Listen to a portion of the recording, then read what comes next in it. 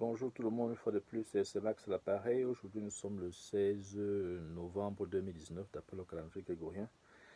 Euh, Avant de commencer, une fois de plus, j'aimerais dire merci et gloire au Dieu d'Abraham, Isaac et Jacob, Papa Haya, pour tout ce qu'il a fait pour moi, tout ce qu'il fait, tout ce qu'il fera. C'est toujours un honneur, un honneur pour moi de venir m'asseoir ici le sabbat et non seulement méditer sur sa parole, mais aussi la partager avec vous. Euh, Ce n'est pas seulement vous qui apprenez, mais c'est aussi moi qui apprends.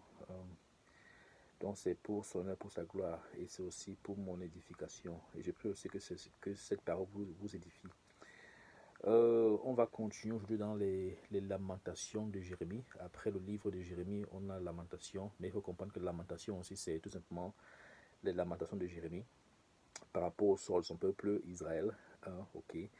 Parce que comme on a lu dans Jérémie, justement, Jérémie a eu à vivre cette période de persécution je ne vais pas forcément dire des derniers prophètes, mais si on peut dire des derniers prophètes juste avant la captivité de Jérusalem par le roi Nebuchadnezzar. Après Jérémie, il y a eu d'autres prophètes. Je ne dis pas que Jérémie était le seul, mais je parle par rapport les derniers prophètes juste avant la captivité, bien qu'il y ait eu d'autres prophètes après. Donc aujourd'hui, on va lire la lamentation de Jérémie. Comme je dis, la Bible, c'est un livre historique, parce que ça parle des choses passées. Ça nous donne le contexte historique des choses. C'est un livre prophétique de la mesure où ça nous parle de... parce que l'histoire est tout simplement quoi? L'histoire est tout simplement la prophétie déjà réalisée. Et les prophéties futures sont c'est de l'histoire qui n'a pas encore été réalisée. Donc c'est une continuité. Parfois quand je dis que la Bible c'est un livre historique et prophétique, ce n'est pas comme si ce n'est pas comme s'il y a une discontinuité dans l'historicité et la prophétie. Non, c'est tout simplement une continuité. L'histoire est tout simplement la prophétie qui a été réalisée. Mais il y a encore d'autres prophéties qui n'ont pas encore été réalisées. Donc c'est à l'histoire de vérifier ou confirmer ce que les prophéties ont déjà mis en place ou alors prédit, si je peux dire comme ça. Ok, c'est ça. Pour nous, particulièrement les enfants de Bantou, les enfants d'Israël, avec la compréhension que le Dieu d'Abraham, Isaac et Jacob, le Dieu de nos pères, nous a révélé aujourd'hui dans ces derniers temps, par rapport à qui nous sommes et pourquoi est-ce que nous sommes là où nous sommes aujourd'hui. Donc ce n'est pas un hasard. Donc, comme j'ai déjà dit, le but pour moi, c'est déjà de vous montrer ce contexte historique-là et voir comment est-ce que ces prophéties-là se rattachent à nous. Mais c'est aussi de vous montrer ce contexte prophétique-là qui arrive pour préparer par rapport à ce qui arrive. Il n'y a pas beaucoup de temps. Il n'y a plus beaucoup de temps avant que Jésus-Christ ne revienne. Ok, je vous ai dit qu'il revient dans une génération. Mais d'ici à qu'il revienne, il y a tellement de choses qui doivent se passer. Il y a tellement de choses qui doivent se passer que franchement, on a intérêt à se préparer jour et nuit. Mais au-delà de ça aussi, j'ai toujours dit que Dieu peut t'appeler à tout moment. Dieu peut t'appeler, tu ne vois même pas ce qui arrive dans 2, 3, 4 ans ou alors dans une génération. Il peut t'appeler maintenant. Donc il faut être prêt à tout moment. Tout moment, tout moment, tout moment. Ça ne devrait pas être un enseignement très long. Lamentation en général, c'est quoi? Lamentation, c'est à peine 5 chapitres. Donc je vais essayer d'enseigner dessus. Et ce sera sûrement une répétition de ce qu'on a déjà eu à dire. Mais comme je dis d'habitude, la Bible, bien qu'il y ait beaucoup de similitudes, il y a aussi beaucoup de complémentarité. C'est pour ça que il ne faut jamais dire que parce que j'ai déjà lu ceci ou cela, je n'ai pas besoin de lire ceci. Non, tu as menti. Comme j'ai dit, il y a beaucoup de versets, ou alors beaucoup de chapitres, ou alors beaucoup d'études dans l'Ancien Testament qui parlent de l'Apocalypse, qui parlent des choses à venir. Il y a aussi le livre d'Apocalypse lui-même qui parle aussi des choses à venir et qu'on sort, mais tu ne peux pas lire l'un sans l'autre. Si tu lis l'un sans l'autre, tu n'auras pas une image parfaite, une image complète. Donc il faut lire tout ça ensemble. Mais au-delà de lire, il faut aussi comprendre, c'est important. Il faut prier Dieu que l'Esprit, il faut prier Dieu que l'Esprit Saint te permette de comprendre.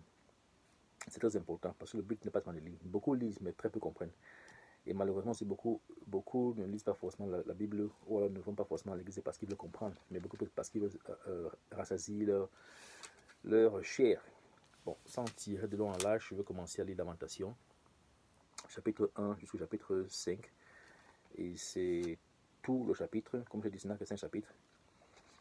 Et donc, ça devrait en principe être un enseignement court. Ok. Donc, sans toutefois tirer de long en large, je vais commencer à lire. Je vais commencer à lire. Comme je dis d'habitude, quand vous partez à l'église, le pasteur peut prendre un verset là, un verset là-bas et vous faire un sermon dessus. Mais c'est bien souvent de prendre le livre lui-même déjà, le comprendre. Parce que par exemple, on a eu à lire le livre d'Ésaïe, on a eu à lire le livre de Jérémie. Je ne dis pas qu'on a tout lu à l'intérieur et on comprend tout. Non, mais on a une meilleure compréhension de pourquoi ces livres-là ont été écrits. Pourquoi c'était écrit, la période où ça a été écrit, les calamités, les persécutions que ces prophètes-là ont subies, la raison pour laquelle on les persécutait, la raison pour laquelle Dieu les a envoyés pour parler à le peuple. Et justement, tu as le contexte historique et prophétique. Pas seulement prophétique qui s'arrêtait au temps de Jérémie ou Isaïe, ou alors au temps de Jésus, ou alors au temps... Non, non, ça continue jusqu'à présent, et ça va continuer même jusqu'au millénaire et jusqu'au jugement dernier. C'est très puissant et très vaste. Donc c'est important de comprendre ça.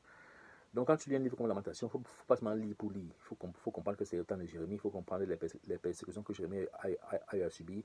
Donc quand Jérémie s'exprime, là, il faut voir que il parle, il ressort ce contexte historique, ce contexte prophétique, ce contexte spirituel là, et la raison des choses, et ses souffrances, et ses lamentations. Donc c'est important d'avoir tout ça en tête, en mémoire, ou alors dans l'esprit. Et comme je dis aussi, la Bible aussi c'est un livre spirituel dans la mesure où maintenant que tu as une meilleure compréhension des textes, quand je dis meilleur, ce n'est pas que tu ne peux pas atteindre des niveaux plus supérieurs, non, mais meilleur par rapport à celle que tu avais. Maintenant, tu peux maintenant raffiner en fait la façon dont tu pries. Que de prier pour manger, boire, dormir, tout ça, la femme et les enfants. Maintenant, on peut raffiner, on peut rendre beaucoup plus palpable.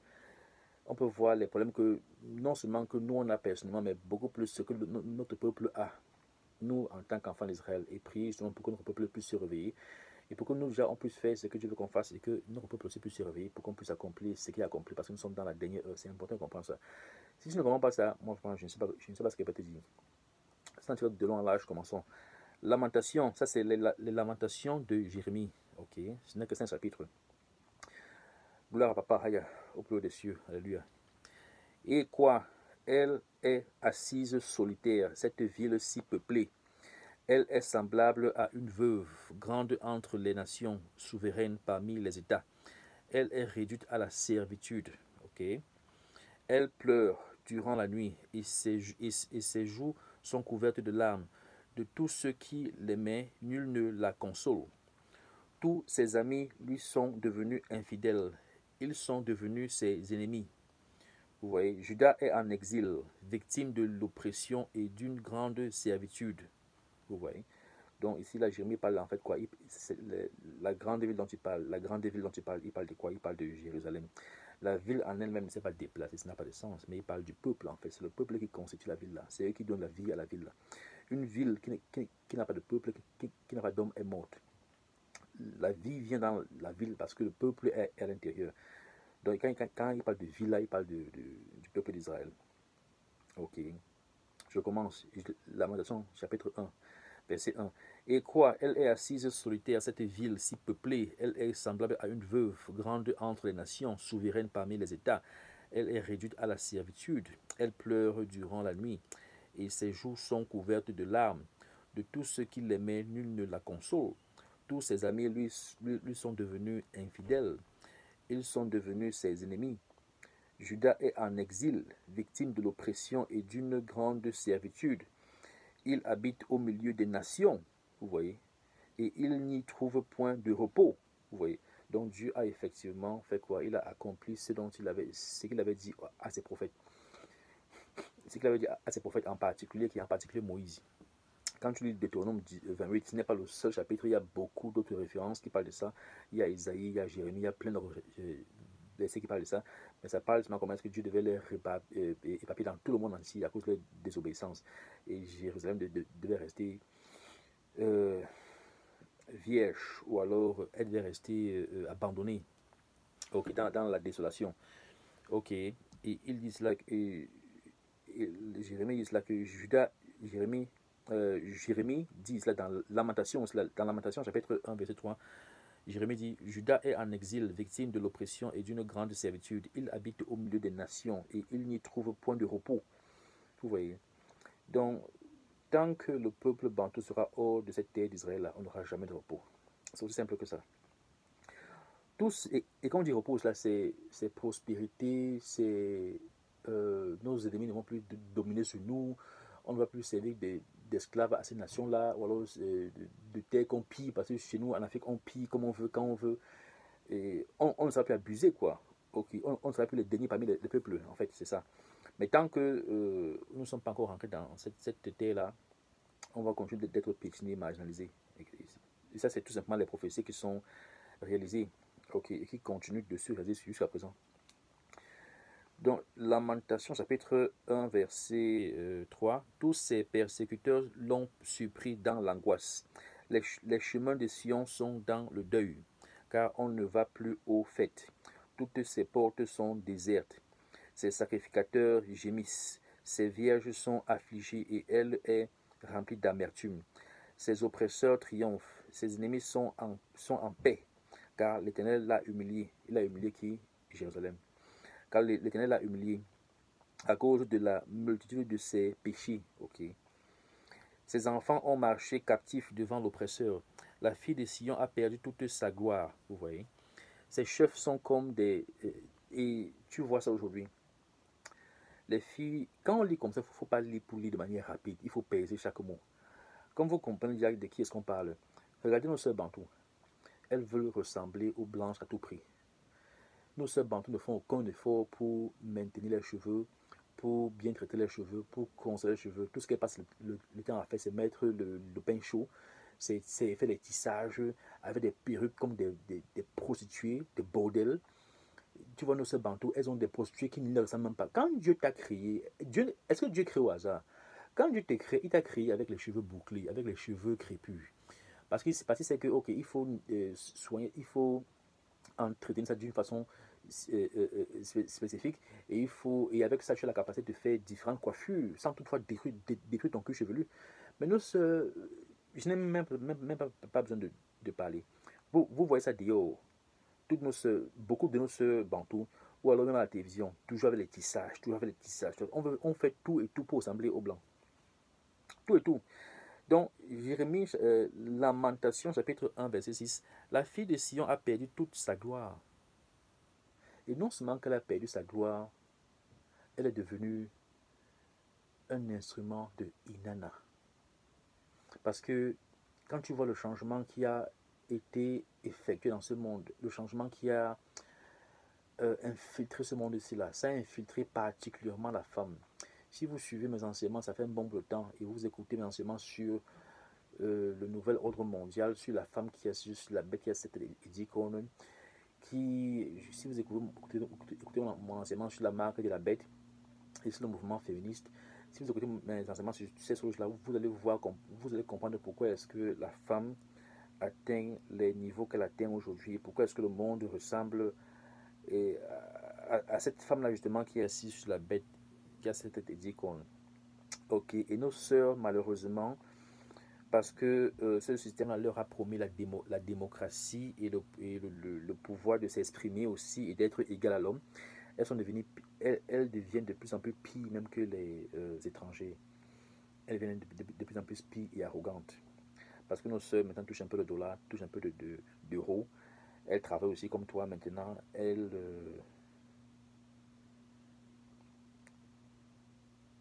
veulent te réduire en une femme, ou alors à son ego, ou alors à son égal. Quand je regarde comment est-ce que nos mères traitent nos pères, ce n'est pas du tout comme ça que les femmes d'aujourd'hui traitent le mari.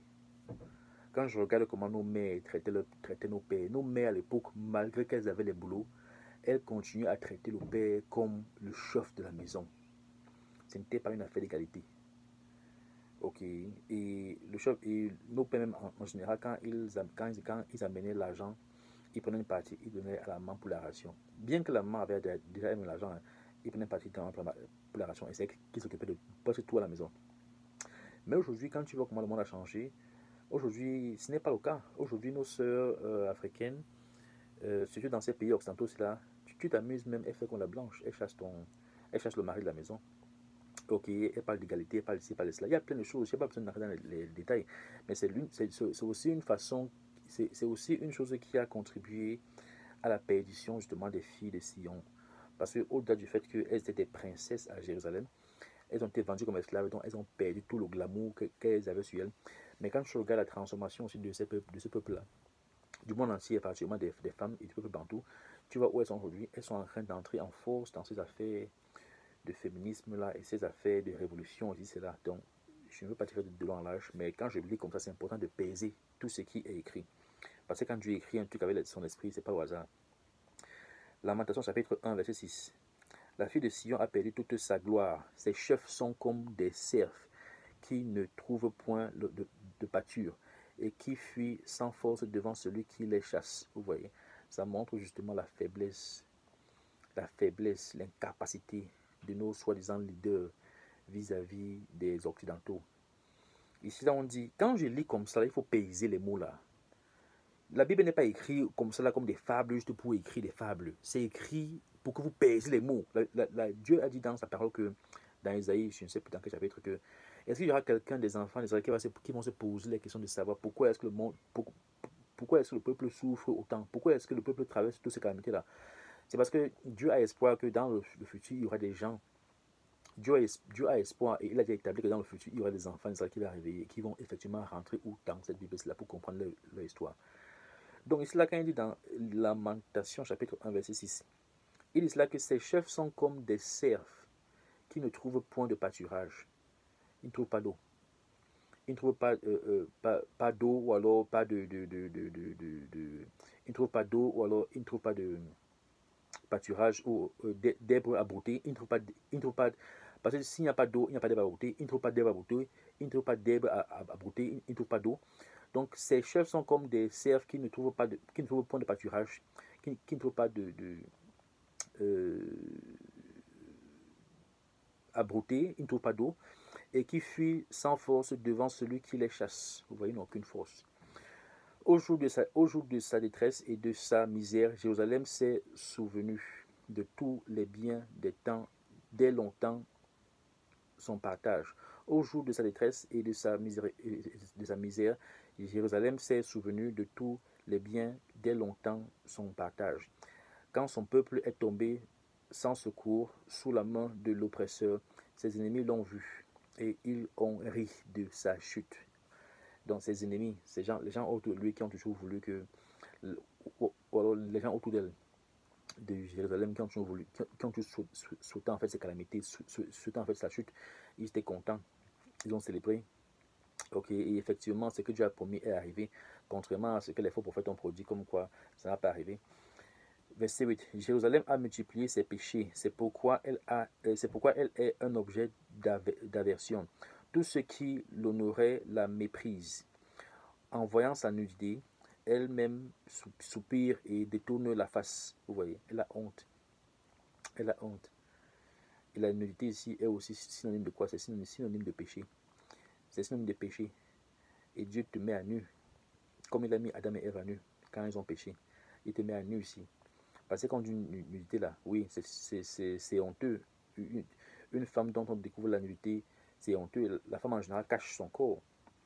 L'homme aussi cache son corps, mais l'homme a beaucoup plus de flexibilité au niveau de sa nudité. Bon, tant que l'homme cache son organe sexuel et son derrière, ça va, quoi. Mais l'homme peut marcher la poitrine ouverte, vous voyez. Mais la femme a beaucoup plus à cacher. Donc, une femme dont la nudité a été exposée, c'est honteux, ce n'est pas très honorable, ok. Tout ce qui l'honorait la méprise, et en voyant sa nudité, elle-même soupire et détourne la face. La souillure était dans les pans de sa robe, et elle ne songeait pas à sa fin. Vous voyez? La souillure était dans les pans de sa robe, et elle ne songeait pas à sa fin. Elle est tombée d'une manière étonnante, et nul ne la console. Vois ma misère, ô Éternel. Quelle arrogance chez l'ennemi. Vous voyez? C'est ça, je n'ai pas besoin d'expliquer, je pense que c'est aussi clair que ça. L'oppresseur a étendu la main sur tout ce qu'elle avait de précieux, vous voyez. Donc les gars sont entrés, ils ont volé tout. Et on a eu à lire ça dans Jérémie. Ils ont volé, ils ont pillé la maison du roi, ils ont pillé le temple de Dieu, ils ont amené l'or, les pierres précieuses, les ustensiles, plein de choses. Ils ont volé tout ce qu'ils pouvaient trouver tout ce qu'ils pouvaient trouver de valeur à Jérusalem. Non seulement ça, ils ont détruit tout ce qu'ils pouvaient détruire. Ok. Tout ce qu'ils ne pouvaient pas emporter, ils ont détruit. Dans Lamentation, chapitre 1, verset 10. L'oppresseur a étendu la main sur tout ce qu'elle avait de précieux. Elle a vu pénétrer dans son sanctuaire les nations, vous voyez, auxquelles tu avais défendu entrer dans ton temple, vous voyez. Donc, Dieu avait des lois spécifiques par rapport à qui pouvait entrer dans son temple et qui ne pouvait pas entrer. Mais quand Dieu a permis que les Babyloniens viennent, ils sont entrés, ils ont tout saccagé. Ils ont pillé ce qu'ils pouvaient piller. Le reste, ils ont brûlé. Tout son peuple soupire. Ils cherchent du pain. Ils ont donné leurs choses précieuses pour de la nourriture, afin de ranimer leur vie. Vois, Éternel, regarde comme je suis avili. Je m'adresse à vous tous qui passez ici. Regardez et voyez s'il est une douleur pareille à ma douleur, à celle dont j'ai été frappé. L'Éternel m'a affligé au jour de son ardente colère. Vous voyez, c'est Dieu qui a exécuté ces ordonnances. D'en haut, il a lancé dans mes os un feu qui les dévore. Vous voyez, d'en haut, il a lancé dans mes os un feu qui les dévore. Il a tendu un filet sous mes pieds. Il m'a fait tomber en arrière. Il m'a jeté dans la désolation, dans une langueur de tous les jours. Sa main a lié le joug de mes iniquités. Elles se sont entrelacées, appliquées sur mon cou. Il a brisé ma force. Vous voyez. Donc tout ce qui est arrivé à Israël, particulièrement à Jérusalem, ce n'était pas un fait du hasard, c'est tout simplement des choses que Dieu a prédit. Ok, c'est ça qui arrive. Et même ce qui arrive maintenant, là, pas seulement dans Jérusalem, mais quand je dis Jérusalem, je parle premièrement des enfants bantous. Parce que la ville en elle-même a été détruite en ce temps T-là, oui, mais comme je dis, la ville sans les hommes est morte. Quand il parle vraiment de Jérusalem, il parle plus de ses fils, en fait, et ses filles, son peuple. Ok, c'est ça. Donc, chapitre Lamentation, chapitre 1, verset 14. Sa main a lié le joug de mes iniquités. Elles se sont entrelacées, appliquées sur mon cou. Il a brisé ma force. Le Seigneur m'a livré à des mains auxquelles je ne puis résister. Le Seigneur a terrassé tous mes guerriers au milieu de moi. Il a rassemblé contre moi une armée pour détruire mes jeunes hommes. Le Seigneur a foulé au pressoir la Vierge, fille de Juda. C'est pour cela que je pleure, que mes yeux fondent en larmes, car il s'est éloigné de moi. Celui qui me consolerait, qui ramènerait ma vie. Mes fils sont dans la désolation parce que l'ennemi a triomphé. Vous voyez. Et ça, ce sont des malédictions qui n'ont pas seulement frappé Israël à l'instant T, là, quand c'est arrivé, mais ça a poursuivi Israël jusqu'à présent. Parce que quand Jésus est venu, il a répété à Israël que ces choses-là devaient leur arriver. C'est tout ce que Dieu a prédit sur eux devait se réaliser jusqu'à ce qu'il lui-même revienne la deuxième fois pour achever ça par la grâce de Dieu. Verset 17. Sion a étendu les mains et personne ne l'a consolé. L'Éternel a... Vous voyez, ici on dit Sion a étendu les mains et personne ne l'a consolé. Ce n'est pas seulement à l'instant T quand c'est arrivé au temps de Jérémie. C'est un truc qui va arriver jusqu'à... Même Jésus a dit ça aux apôtres que le peuple d'Israël, là, vous allez souffrir jusqu'à ce que le temps des étrangers soit accompli. Donc il n'y a personne qui nous aide. Les faux juifs sont aidés en Israël. Les vrais enfants d'Israël même ne sont même pas où, ils sont toujours au bas de l'échelle. C'est aussi simple que ça. Sion a étendu les mains et personne ne l'a consolé. L'Éternel a envoyé contre Jacob les ennemis d'alentour. Jérusalem a été un objet d'horreur au milieu d'eux. L'Éternel est juste, car j'ai été rebelle à ses ordres. C'est ça la vérité. Écoutez, vous tous, peuple et mes vierges, écoutez, vous tous, peuple, et voyez ma douleur. Mes vierges et mes hommes et mes jeunes hommes sont allés en captivité. J'ai appelé, et c'est là qu'on parle de captivité, là, ce n'est pas seulement au temps de Jérémie. Oui, c'était au temps de Jérémie, mais c'est une captivité que ça les suit. Et ça en fait qu'elles les suivent. Et Jésus leur a encore confirmé ça. C'est important de comprendre ça. J'ai appelé mes amis et ils m'ont trompé. Mes sacrificateurs et mes anciens ont expiré dans la ville. Ils cherchaient de la nourriture afin de ranimer leur vie. Éternel, regarde ma détresse, mes entrailles bouillonnent. Mon cœur est bouleversé au-dedans de moi, car j'ai été rebelle car j'étais rebelle. Au-dehors, l'épée a fait ses ravages. Au-dedans, la mort, vous voyez.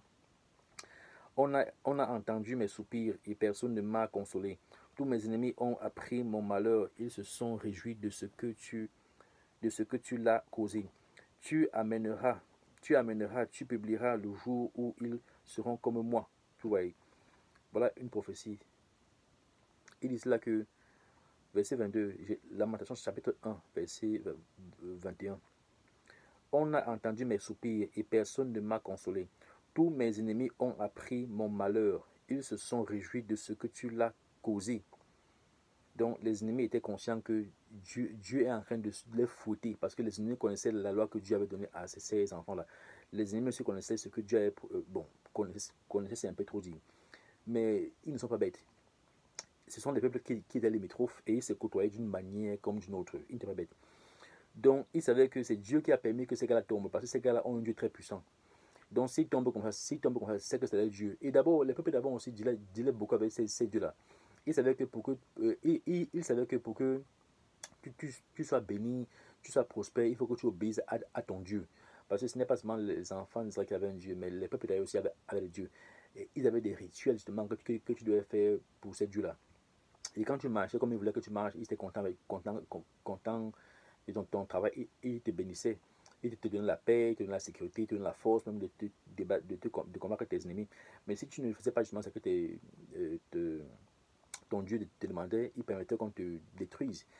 Et particulièrement le Dieu d'Abraham, Isaac et Jacob, il avait une façon de faire les choses que quand lui il faisait les choses, c'était tu ne pouvais pas douter, tu ne pouvais même pas questionner que est-ce que c'est vraiment lui. Par exemple, quand il a sorti les enfants d'Égypte là, c'était tellement extraordinaire que personne ne pouvait douter que mais est-ce que ça c'est un Dieu ou alors c'est juste le hasard ou alors c'est juste que ils se sont levés de même, ils se sont rebellés contre les Égyptiens, ils se sont levés de même, ils sont partis. Non, il fait ça de manière spectaculaire. C'est bien, même quand il va ramener les enfants d'Israël pour la deuxième fois ou du monde entier, et particulièrement d'Afrique, partout, il va les ramener en Israël, ce sera de manière spectaculaire. Il n'y aura pas de doute que est-ce que c'est lui. Ce sera les gens vont savoir qu'effectivement, et justement, quand tu lis aussi dans les prophéties que j'ai déjà lu dans le passé, la Bible dit comment est-ce que quand les enfants d'Israël vont rentrer dans tes promesses là, les peuples du monde sauront que c'est parce qu'ils se sont rebellés. Vous voyez, le Dieu d'Abraham, Isaac et Jacob, ça assure toujours que les gens savent.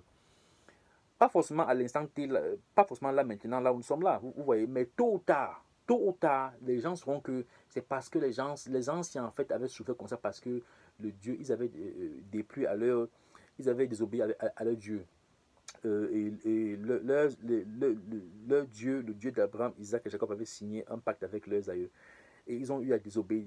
C'est pour ça qu'ils ont souffert et ils continuent de souffrir jusqu'à présent.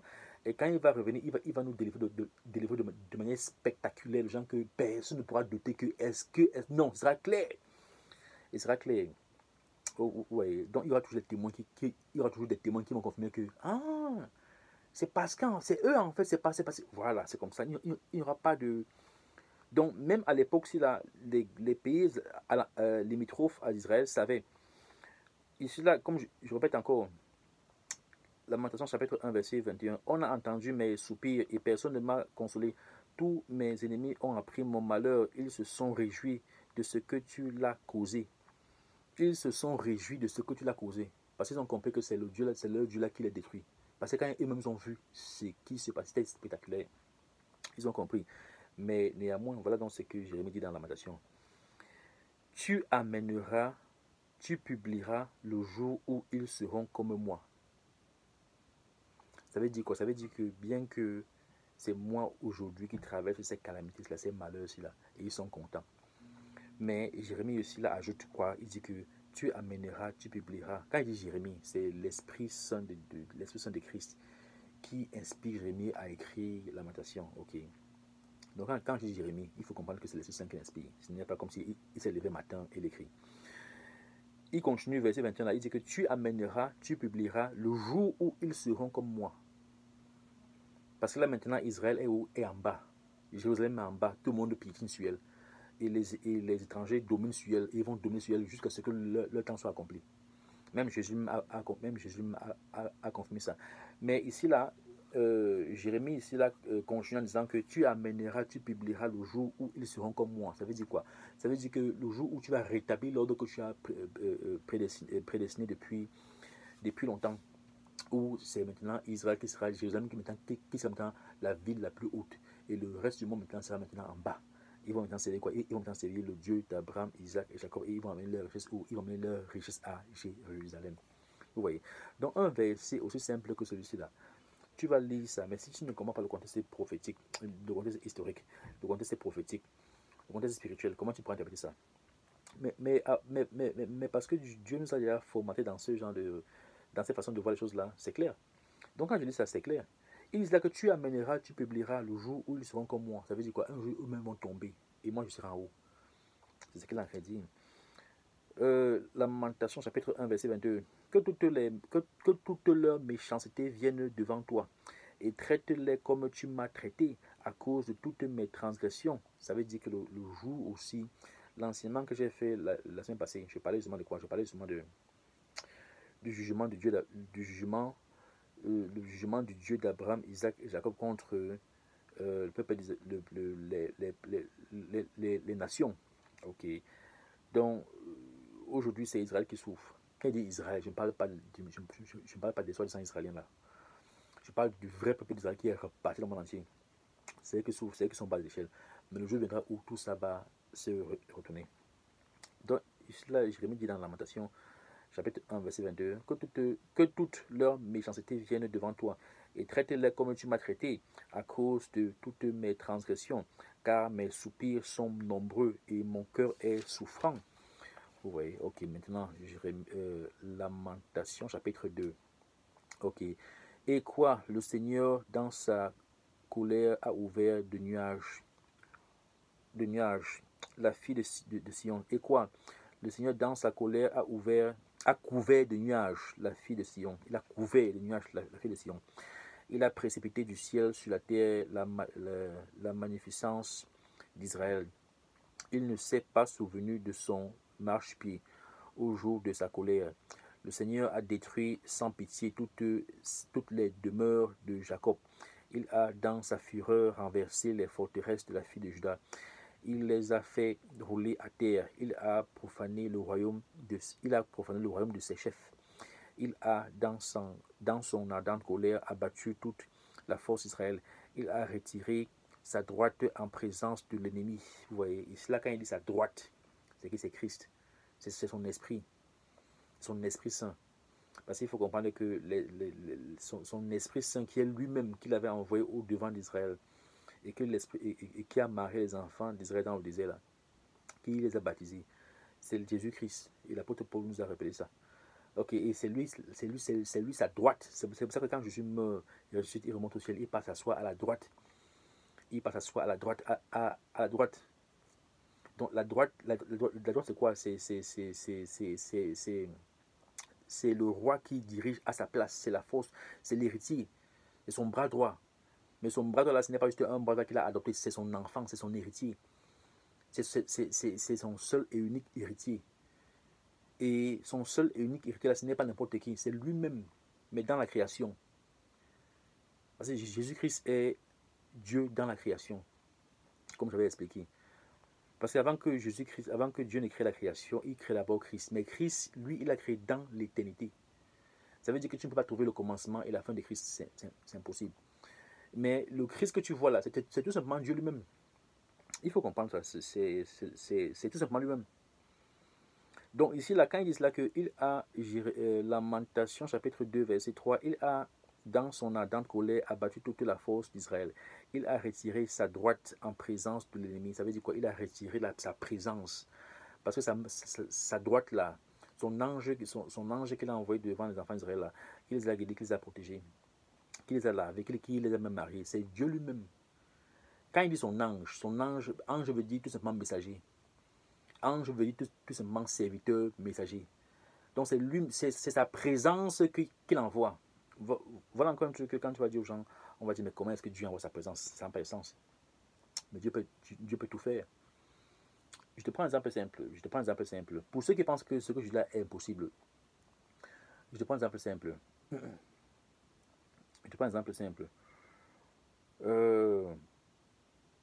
Moi, je suis aux États-Unis, j'ai mon frère au Cameroun. Ok. Je suis aux États-Unis, j'ai mon frère au Cameroun. Je te prends un exemple simple. Ça peut arriver que moi, étant ici, là, par exemple, je fais un rêve. Je suis mon frère qui est au Cameroun et qui vient me parler, par exemple. Ça, c'est un exemple. Il vient, il me parle, il me dit qu'il y a ça qui va arriver. Vous voyez. Bon, les rêves, souvent les visions, c'est souvent difficile à interpréter. Mais 1, 2, 3 jours après, quand je vois ce que mon frère m'a dit et ce qui est arrivé, je vois qu'effectivement, j'ai eu un message venant de lui. Bon, lui maintenant, mon frère n'est pas forcément conscient de ce qui s'est passé. Vous voyez. Ce n'est pas comme s'il s'est levé là-bas, en esprit, il est venu me dire. Mais lui-même n'est pas forcément conscient de ce qui s'est passé. Mais dans l'esprit, il est venu me parler et il m'a dit. Mais lui-même n'est pas forcément conscient. Donc, je vous prends, ça c'est un exemple simple que je vous prends et je suis sûr que vous-même aussi, vous avez déjà eu à voir ce genre de songe ou d'exemple dans vos vies.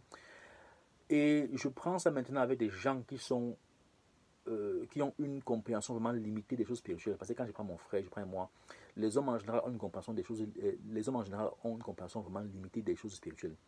Vous voyez. Mais maintenant, Dieu qui a créé toutes ces choses-là, qui est conscient de ce que l'homme représente, qui est conscient que l'homme a plusieurs parties. Ça veut dire quoi? L'homme a la, la carapace.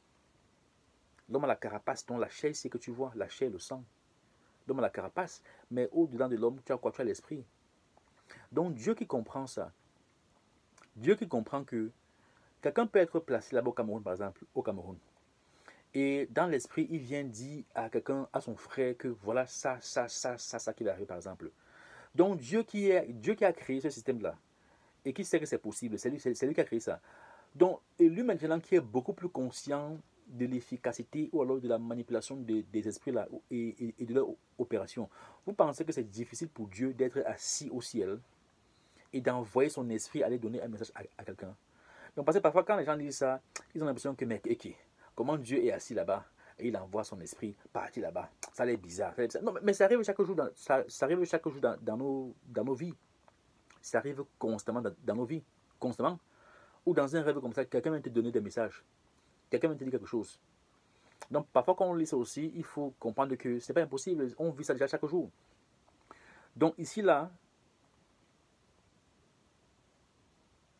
par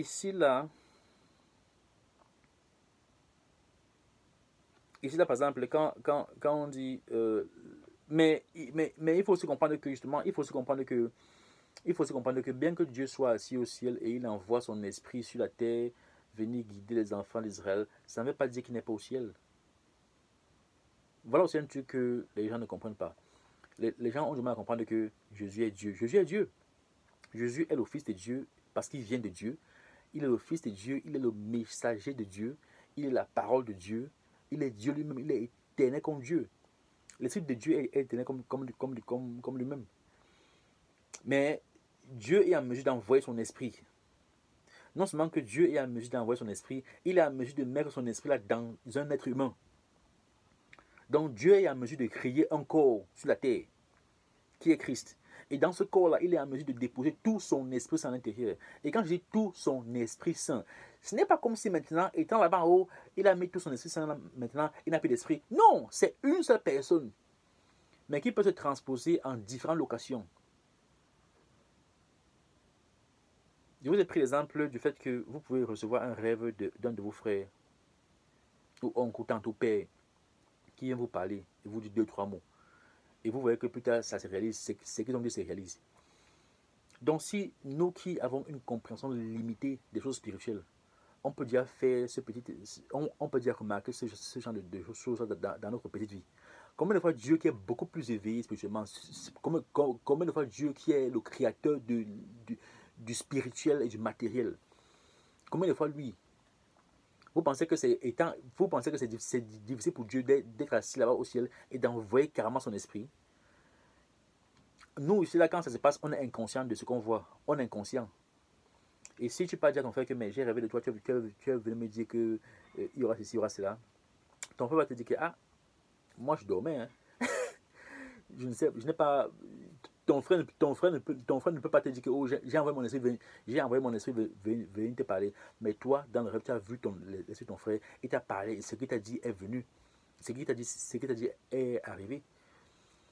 Mais ce que je veux dire, c'est que c'est possible, bien qu'on ne comprenne pas forcément comment ces choses se passent, et que ça agit de manière inconsciente, et même celui que tu as rêvé, il ne sait pas forcément, lui, c'est pas comme si mon frère s'est levé là-bas et dit que ok, j'envoie mon esprit. Non, mais Dieu, justement, sachant que c'est possible, déjà c'est lui qui a créé ça. C'est lui qui a créé ça. Et il sait comment ça marche. Donc vous pensez que c'est difficile pour lui d'envoyer comment son esprit et de mettre son esprit de Dieu là dans un être humain qui le représente, qui est fait à son image et qui est Dieu? C'est pas impossible. Ça, c'est juste pour ceux qui vont continuer à penser que mais comment Jésus est Dieu, il est loin, et Dieu est là-bas. Dieu a quitté le ciel parce que Jésus est Dieu. Et non. Lamentation chapitre 2, verset 3. Il a, dans sa colère, abattu toute la force d'Israël. Il a retiré sa droite en présence de l'ennemi. Sa droite, là, c'est sa présence. C'est l'Esprit Saint, c'est l'Esprit de Christ qui était parmi eux, qui les avait épousés. À cause de leur rébellion, à cause de leur adultère, à cause de leur fornication spirituelle, qu'est-ce qu'il fait? Il enlève sa présence, il enlève sa droite. Et sa droite, là, c'est qui? C'est Christ. C'est pour ça que quand Jésus se remonte au ciel, il remonte à la droite du Père. C'est pour ça que quand il remonte là-bas, il n'est pas seulement assis, mais il est en train de travailler. Il travaille pour son Père, il s'assure que les affaires de son Père marchent, il marche comme son Père dit. C'est lui qui reçoit le rouleau, c'est lui qui reçoit le rouleau des calamités dans l'Apocalypse là, que Dieu va frapper dans le monde entier, particulièrement sur la terre. Et c'est lui seul qui est en mesure de pouvoir lire ça. Et c'est aussi lui qui a l'autorité de revenir, c'est à lui que Dieu donne l'autorité de revenir sur la terre et de s'asseoir, de conquérir ses ennemis et de s'asseoir en Israël et de juger le monde entier, y compris les anges. C'est lui qui a reçu l'autorité là. Et c'est lui l'image de Dieu qui est Dieu. C'est en lui que Dieu vit. 100% Dieu. Ce n'est pas 1%, 2%. Non, c'est 100%. Ce n'est pas 10%, c'est 100% Dieu. Donc, il est quand on dit là qu'il a retiré sa droite en présence de l'ennemi. Ça veut dire quoi? Il laisse qu'on abatte Israël. Il a allumé dans Jacob des flammes de feu qui dévorent de tous côtés. Il a tendu son arc comme un ennemi. Sa droite s'est dressée comme celle d'un assaillant. Il a fait périr tout ce qui plaisait au regard. Vous voyez. Donc c'est lui-même qui détruit. C'est lui-même qui, comment dire, il a soulevé Nebuchadnezzar, il a soulevé Babylone. Et c'est lui-même qui s'assure que les enfants d'Israël échouent dans tout ce qu'ils font et que leurs ennemis viennent les conquérir. La bataille est d'abord spirituelle avant d'être physique. Il a tendu son arc comme un ennemi. Sa droite s'est dressée comme celle d'un assaillant. Il a fait périr tout ce qui plaisait au regard. Vous voyez, tout ce que, parce que les enfants d'Israël avaient confiance en ce qu'ils voyaient, en leurs bâtiments, en ceci, en cela. Il a détruit tout ça. Il a répandu sa fureur comme un feu sur la tente de la fille de Sion. Le Seigneur a été comme un ennemi. Il a dévoré Israël. Il a dévoré tous ses palais. Il a détruit ses forteresses. Il a rempli la fille de Juda de plaintes et de gémissements. Il a dévasté sa tente comme un jardin. Il a détruit le lieu de son assemblée. L'Éternel a fait oublier en Sion les fêtes et le sabbat. Vous voyez. Et dans sa violente colère, il a rejeté le roi et le sacrificateur. Vous voyez. Il a retiré aux enfants d'Israël la royauté. Il a retiré les prêtres, dont les sacrificateurs, quoi. Il a retiré les services au temple. Ok. Le Seigneur a dédaigné son autel, repoussé son sanctuaire. Il a livré entre les mains de l'ennemi les murs des palais de Sion. Les cris ont retenti dans la maison de l'Éternel, comme en un jour de fête. L'Éternel avait résolu de détruire les murs de la fille de Sion. Il a tendu le cordeau. Il n'a pas retiré sa main il n'a pas retiré sa main sans les avoir anéantis. Il a plongé dans le deuil remparts et murailles, qui n'offrent plus ensemble qu'une triste ruine. Ses portes sont enfoncées dans la terre. Il en a détruit, rompu les barres. Son roi et ses chefs sont parmi les nations. Il n'y a plus de loi. Même les prophètes ne reçoivent aucune vision de l'Éternel. C'est ça. C'est pour ça qu'en tant que prophète, en tant que quelqu'un qui a les visions, moi par exemple j'ai beaucoup de visions, et le Dieu d'Abraham, Isaac et Jacob continue de m'édifier. Je ne suis pas le seul, je ne suis pas extraordinaire. Je ne suis qu'un simple serviteur que Dieu a choisi. Je ne vais jamais me glorifier de ce que je comprends ou de ce que je ne comprends, de ce que je comprends ou alors de ce que je peux expliquer. Non. Pourquoi? Parce que je comprends que d'abord moi, plus je comprends certains sujets, plus je me rends compte de la profondeur de ce sujet-là et de l'impact, la profondeur et de l'impact que ces sujets-là ont sur le monde et l'humanité en premier. Et je me rends en fait compte que je ne connais pas autant. Je ne connais pas autant que je crois. Parce qu'il y a sujet et sujet, il y a couverture, couverture, il y a profondeur, profondeur. Il y a des profondeurs où quand Dieu t'amène, il t'explique des choses qui sont profondes, c'est vraiment profond. Mais aussi dans cette profondeur-là, tu te rends aussi compte de l'étendue en fait de la connaissance. Ok, c'est ça. Donc moi, je ne veux jamais me vanter que je connais quoi que ce soit. D'abord, moi, je me considère comme un bébé spirituel qui est appelé à grandir. Donc ici, là, qu'est-ce que Dieu dit dans Lamentation chapitre 2, verset 9? Il dit, ses portes sont enfoncées dans la terre. Il en a détruit, rompu les barres. Son roi et ses chefs sont parmi les nations. Il n'y a plus de loi. Même les prophètes ne reçoivent aucune vision de l'Éternel. Donc ce n'est pas la grâce de Dieu que je reçois les visions. Je ne suis pas le seul, mais ce n'est pas sa grâce. Donc je n'ai rien à me vanter. Les anciens de la fille de Sion sont assis à terre. Ils sont muets. Ils ont couvert leur tête de poussière. Ils se sont revêtus de sacs. Les vierges de Jérusalem laissent retomber leur tête sur la terre. Les vierges de Jérusalem laissent retomber leur tête sur la terre. Leur tête vers la terre. Mes yeux se consument dans les larmes. Mes entrailles bouillonnent. Ma bile se répand sur la terre à cause du désastre de la fille de mon peuple. Des enfants et des nourrissons en défaillance dans les rues de la ville. Ils disaient à leur mère, où y a-t-il du blé et du vin? Et ils tombaient comme des blessés dans les rues de la ville. Ils rendaient l'âme sur le sein de leur mère. Ce qui s'est passé en Israël quand Nebuchadnezzar vient entourer la ville là, pendant 1 an et demi. Les gars ont tout mangé, tout bu. Il n'y avait plus d'eau, il n'y avait plus à boire. Les gars ont commencé à manger eux-mêmes la chair des enfants. Quand quelqu'un mourait là, on te mangeait. Il a commencé à voir, les gars ont commencé à... si tu n'as plus personne chez qui manger chez toi, tu vas aller voler l'enfant du voisin pour manger l'enfant du voisin. Si tu arrivé à ce niveau-là, il n'y a pas de nourriture. Les gens voyaient les enfants mourir de faim, les femmes mourir de faim, leur mari mourir de faim. Et quand tu meurs là directement, on vient te prendre. Quand on sait même que tu vas mourir là, on finit avec toi, on te mange. C'était comme c'était. Donc quand tu vois Jérémie se lamenter là, c'est qu'il a vu des choses. Ici là,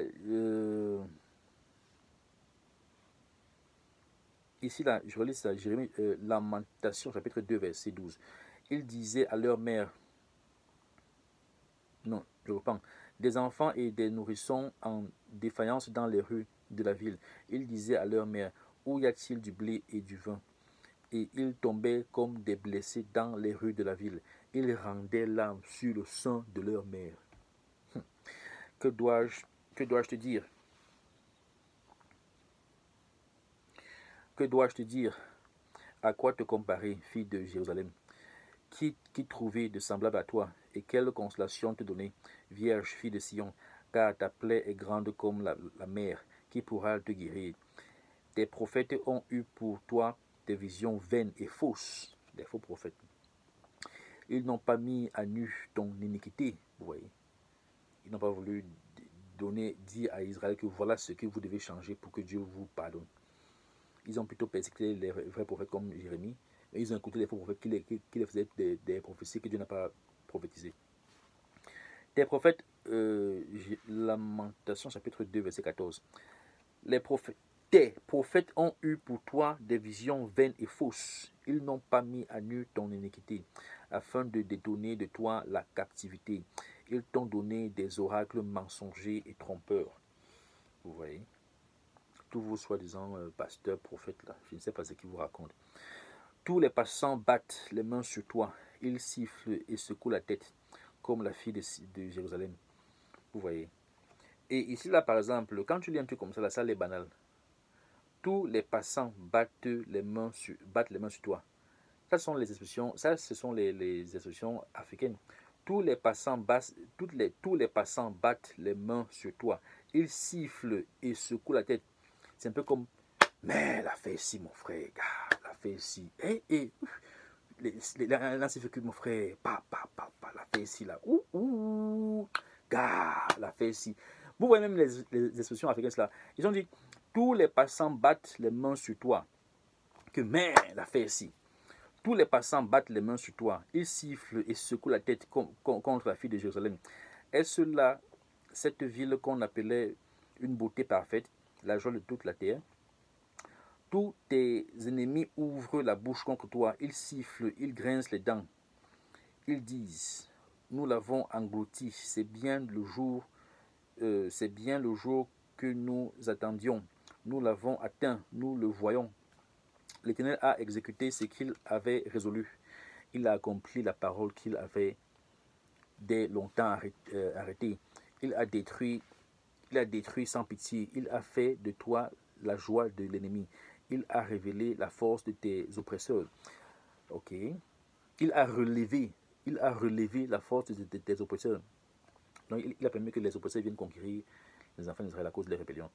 Leur cœur crie vers le Seigneur. Mur de la fille de Sion, répand jour et nuit des torrents de larmes. Ok, ne te donne aucune relâche et que ton œil n'ait point de repos.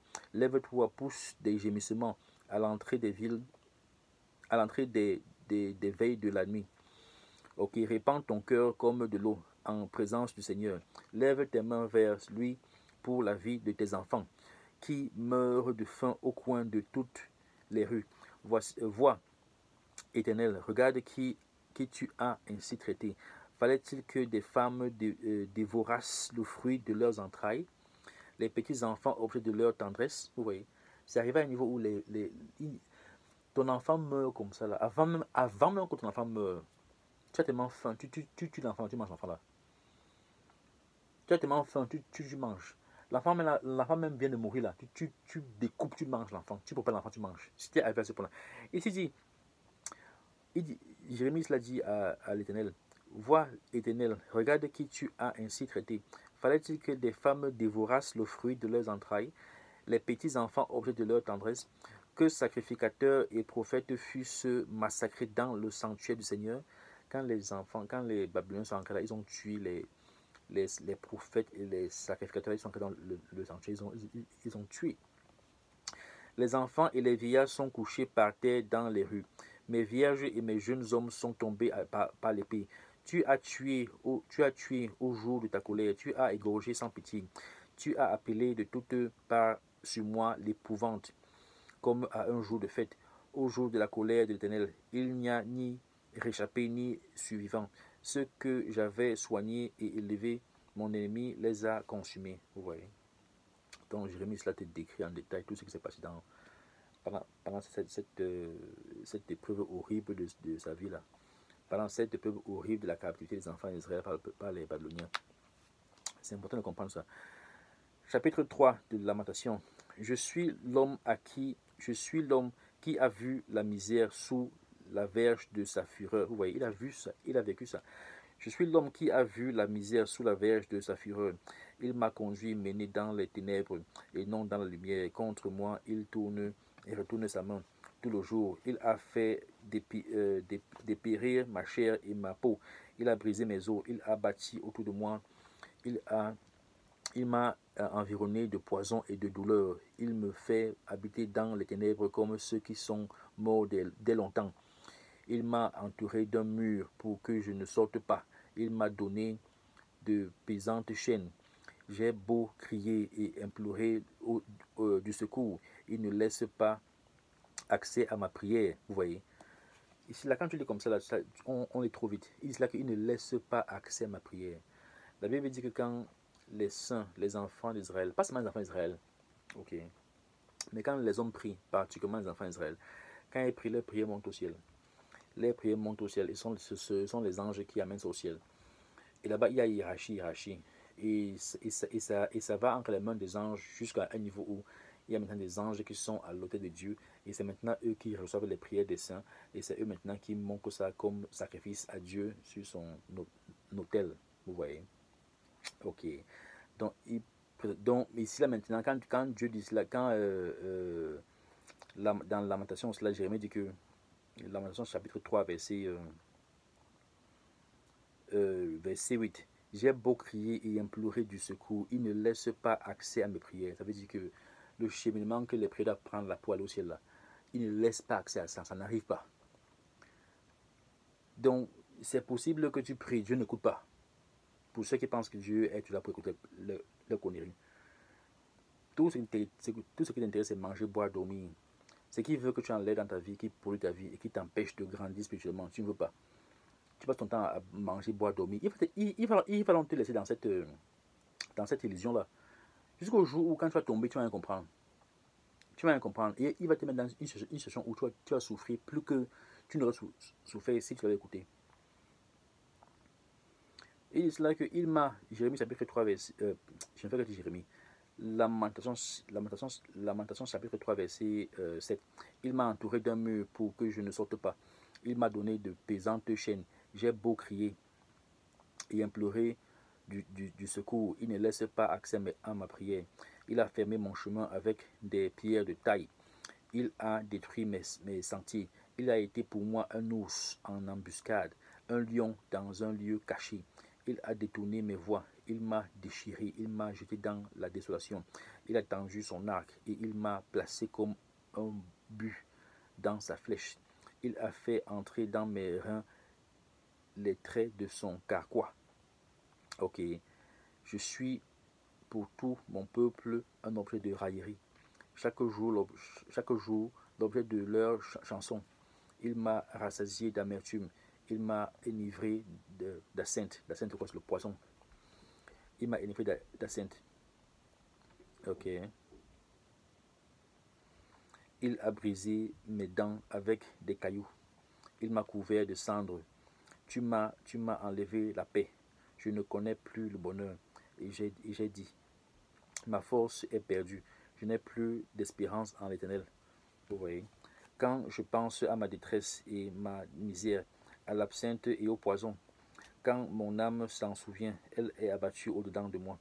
Voici ce que je veux repasser à mon cœur, ce qui me donnera de l'espérance. Les bontés de l'Éternel ne sont pas épuisées, ses compassions ne sont pas à leur terme. Elles se renouvellent chaque matin. Oh, que ta fidélité est grande. Alléluia. L'Éternel est mon partage, dit mon âme.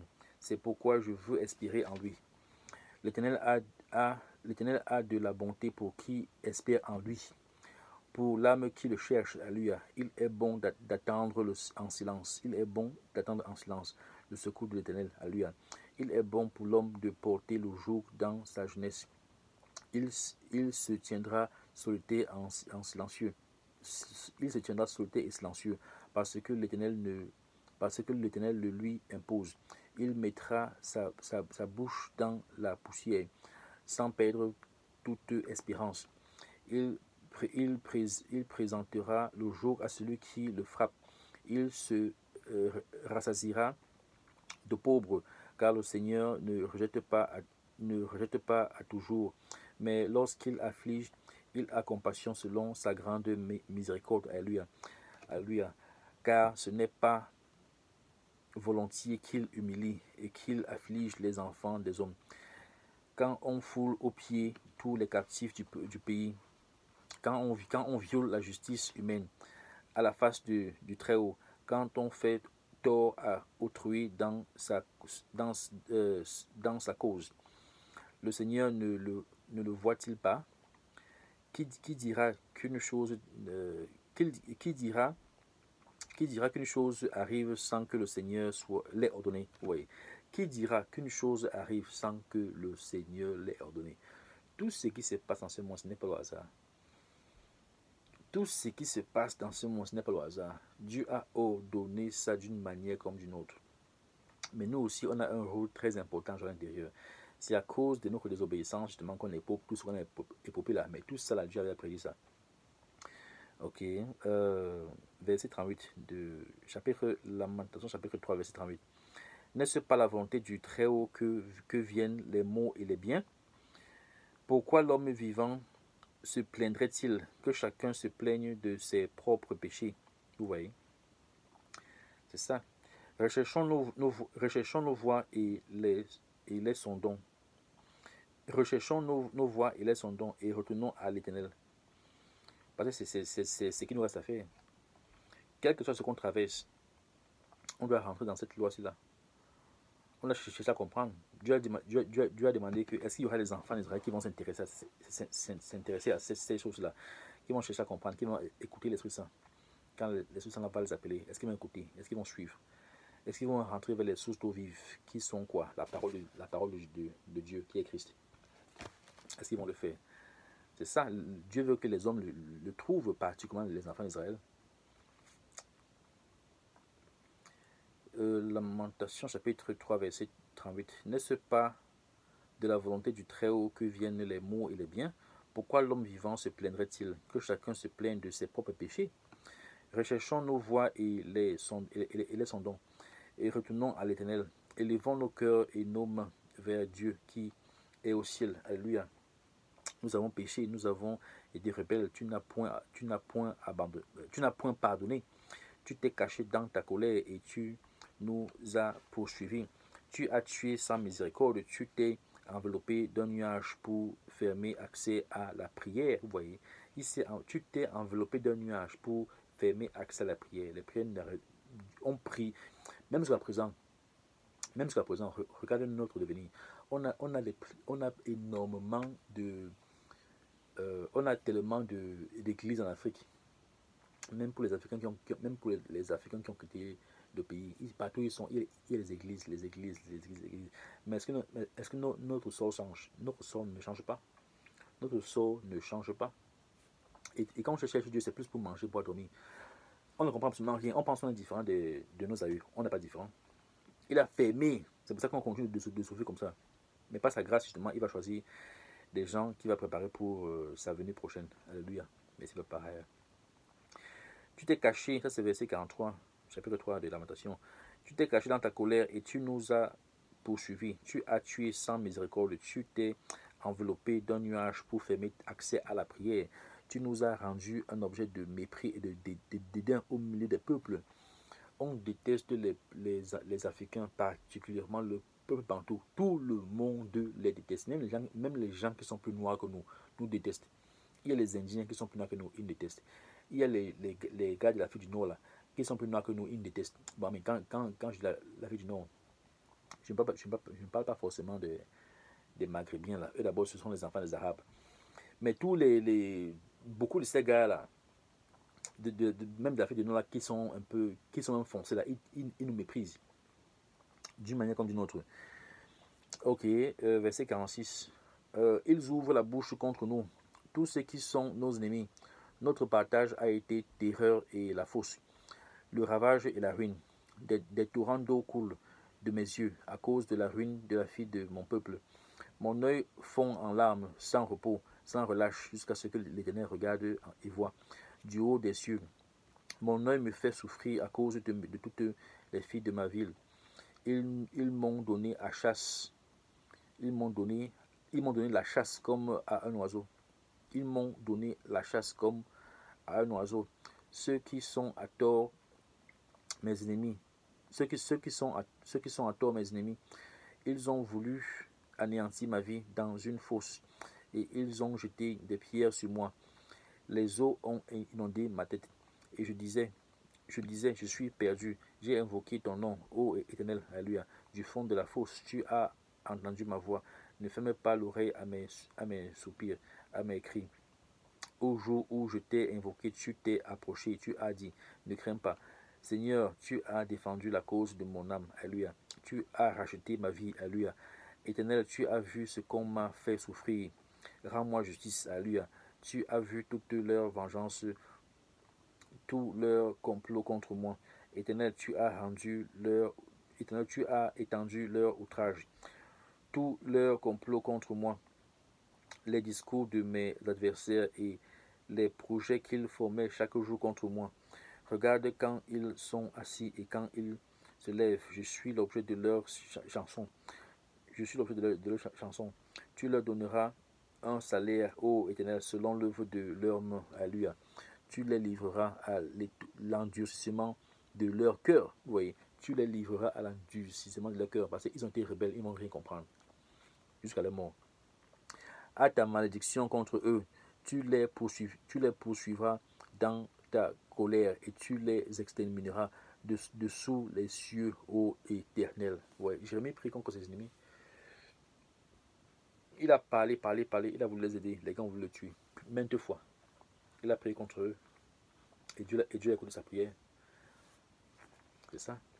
Lamentation chapitre 4. Ok. Et quoi? L'or a perdu son éclat. L'or pur est altéré. Les pierres du sanctuaire sont dispersées au coin de toutes les rues. Les nobles fils de Sion, estimés à l'égal de l'or pur. Okay. Les nobles fils de Sion, estimés à l'égal de l'or pur, sont regardés, hélas, comme des vases de terre. Vous voyez.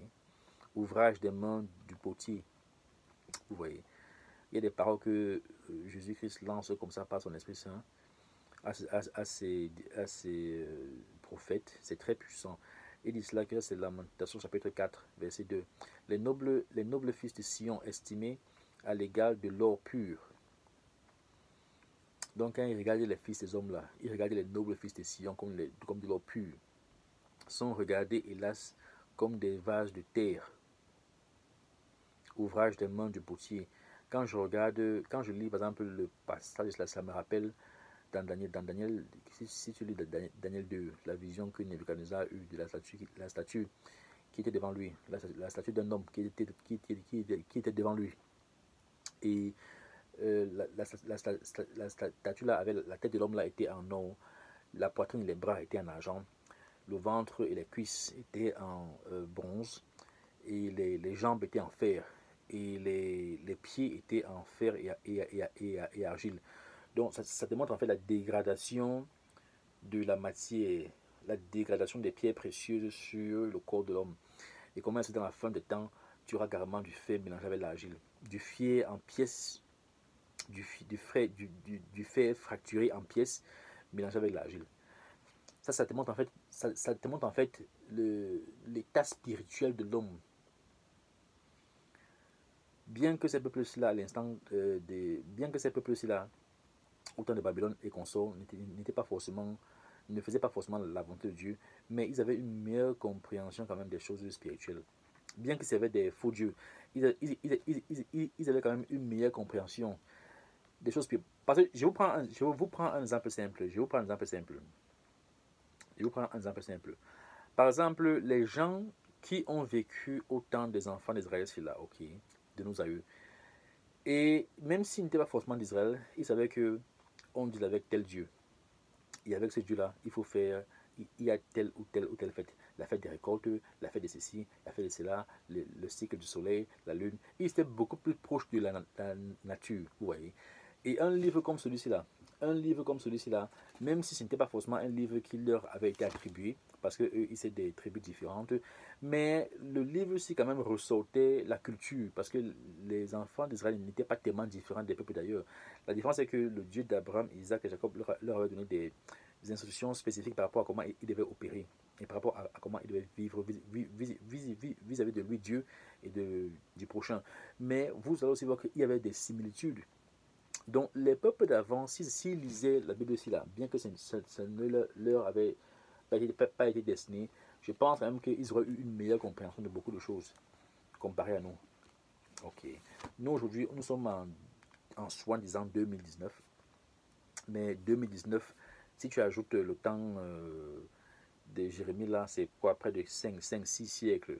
C'est quoi donc? C'est près de 2500, 2500, 2600, 600 ans.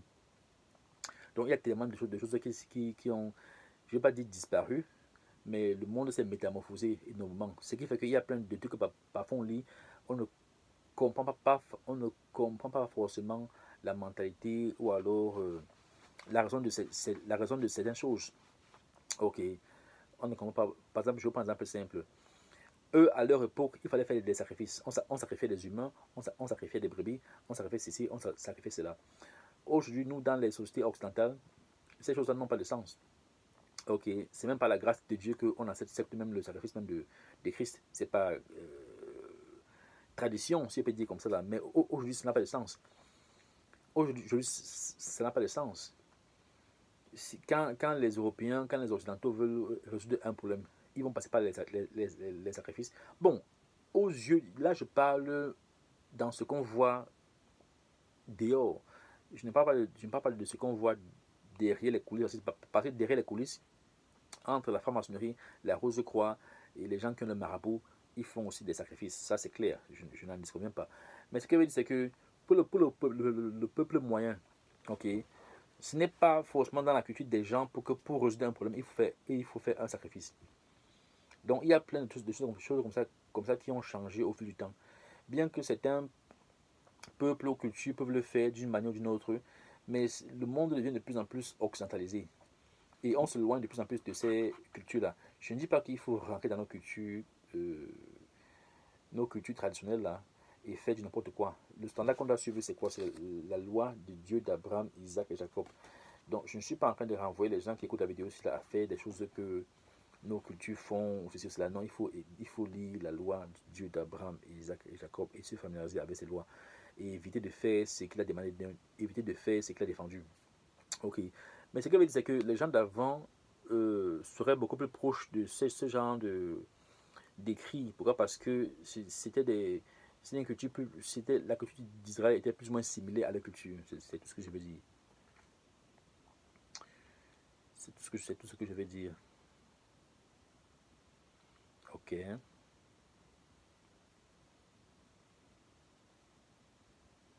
Où est-ce que je suis arrivé au chapitre 4, non?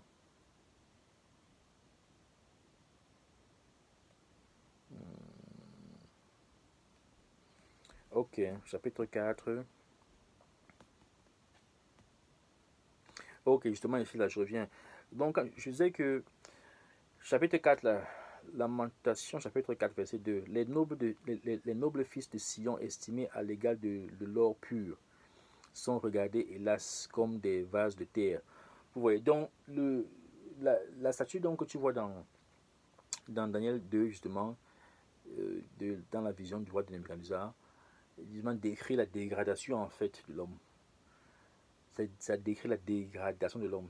Et ce qui est marrant, c'est quoi? C'est que cette dégradation-là commence avec quoi? Ça commence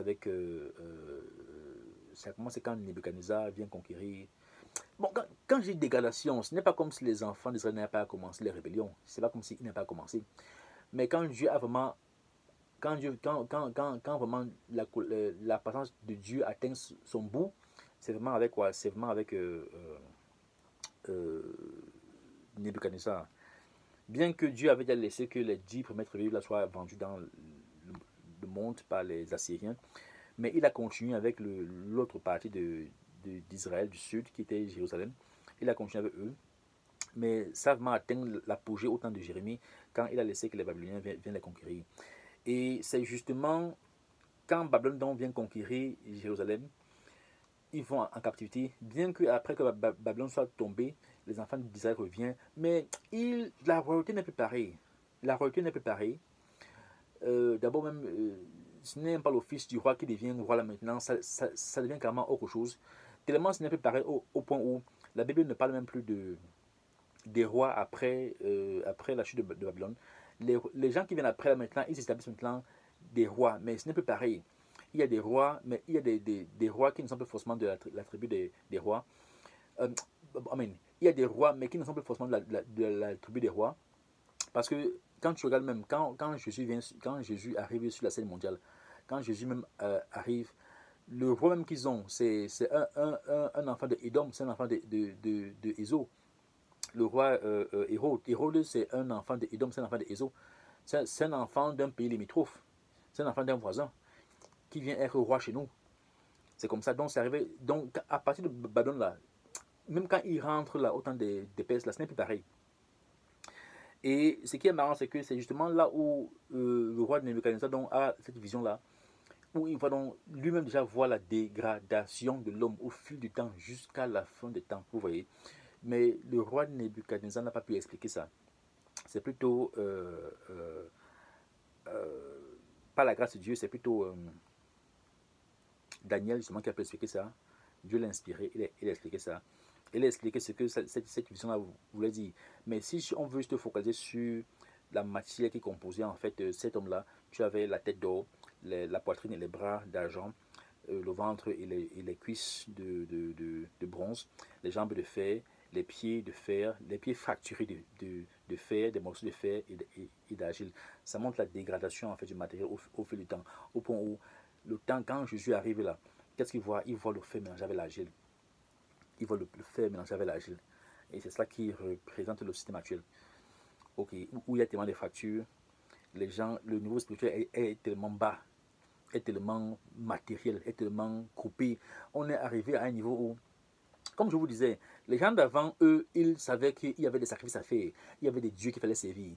Ils savaient, ils n'étaient pas pour, ce n'était pas étrange, ce n'était pas bête, ce n'était pas stupide.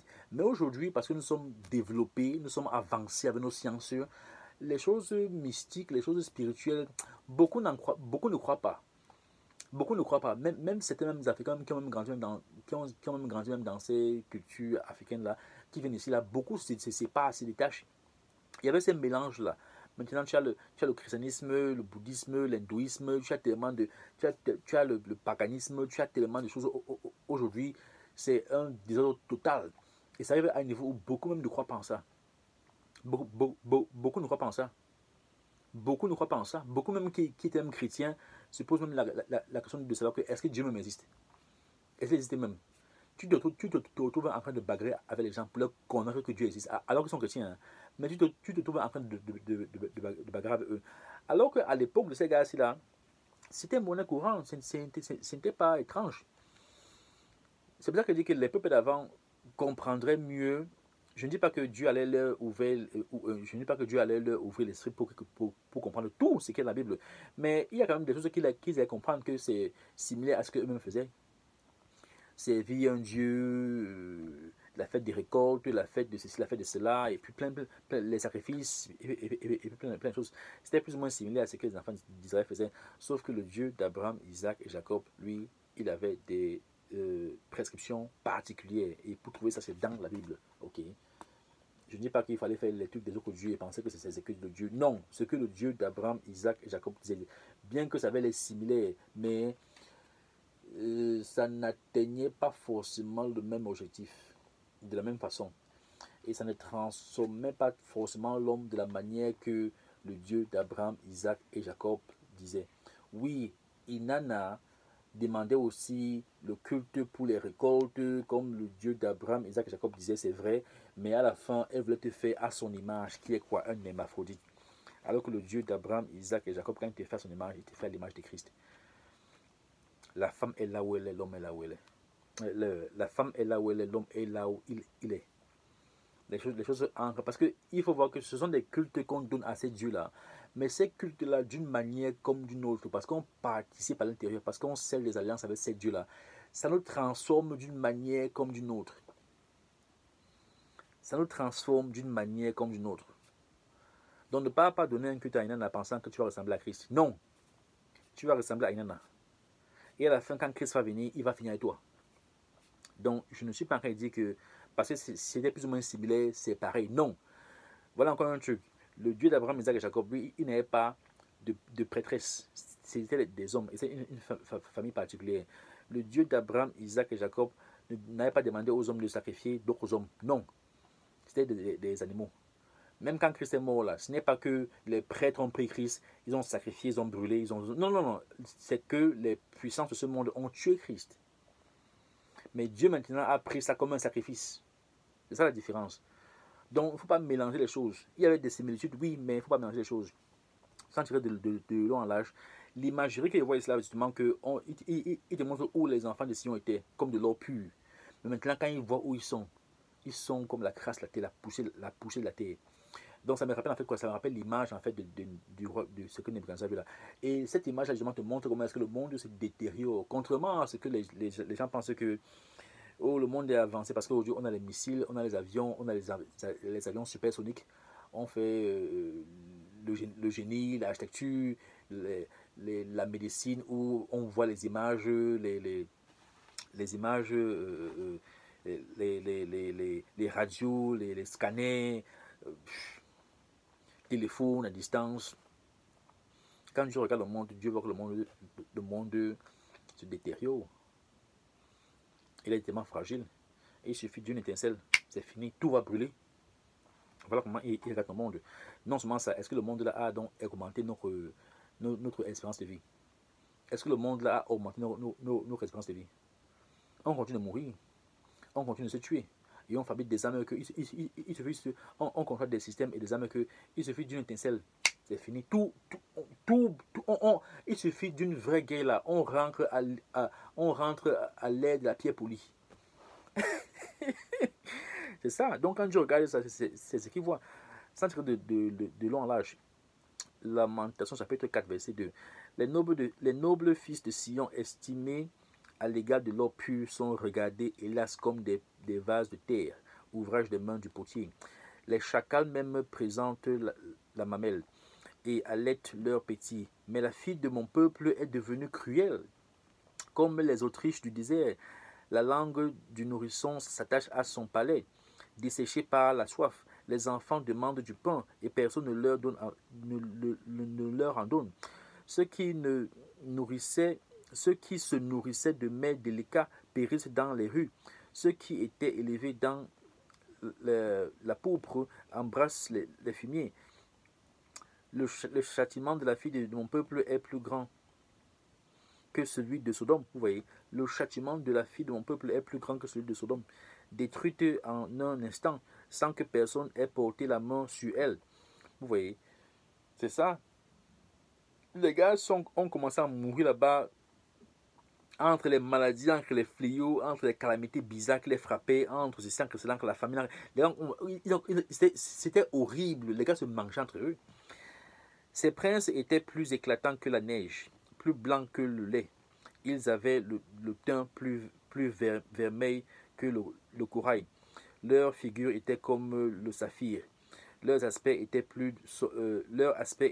est plus sombre que le noir. Donc, quand les gars vivaient, ils étaient à l'aise. Leur teint même était beau. Leur apparence était forte. Mais quand Dieu a frappé, mon frère, ouf, ils étaient comme la mort. Leur aspect est plus sombre que le noir. On ne les reconnaît pas dans les rues. Ils ont la peau collée sur les os, sèche comme du bois.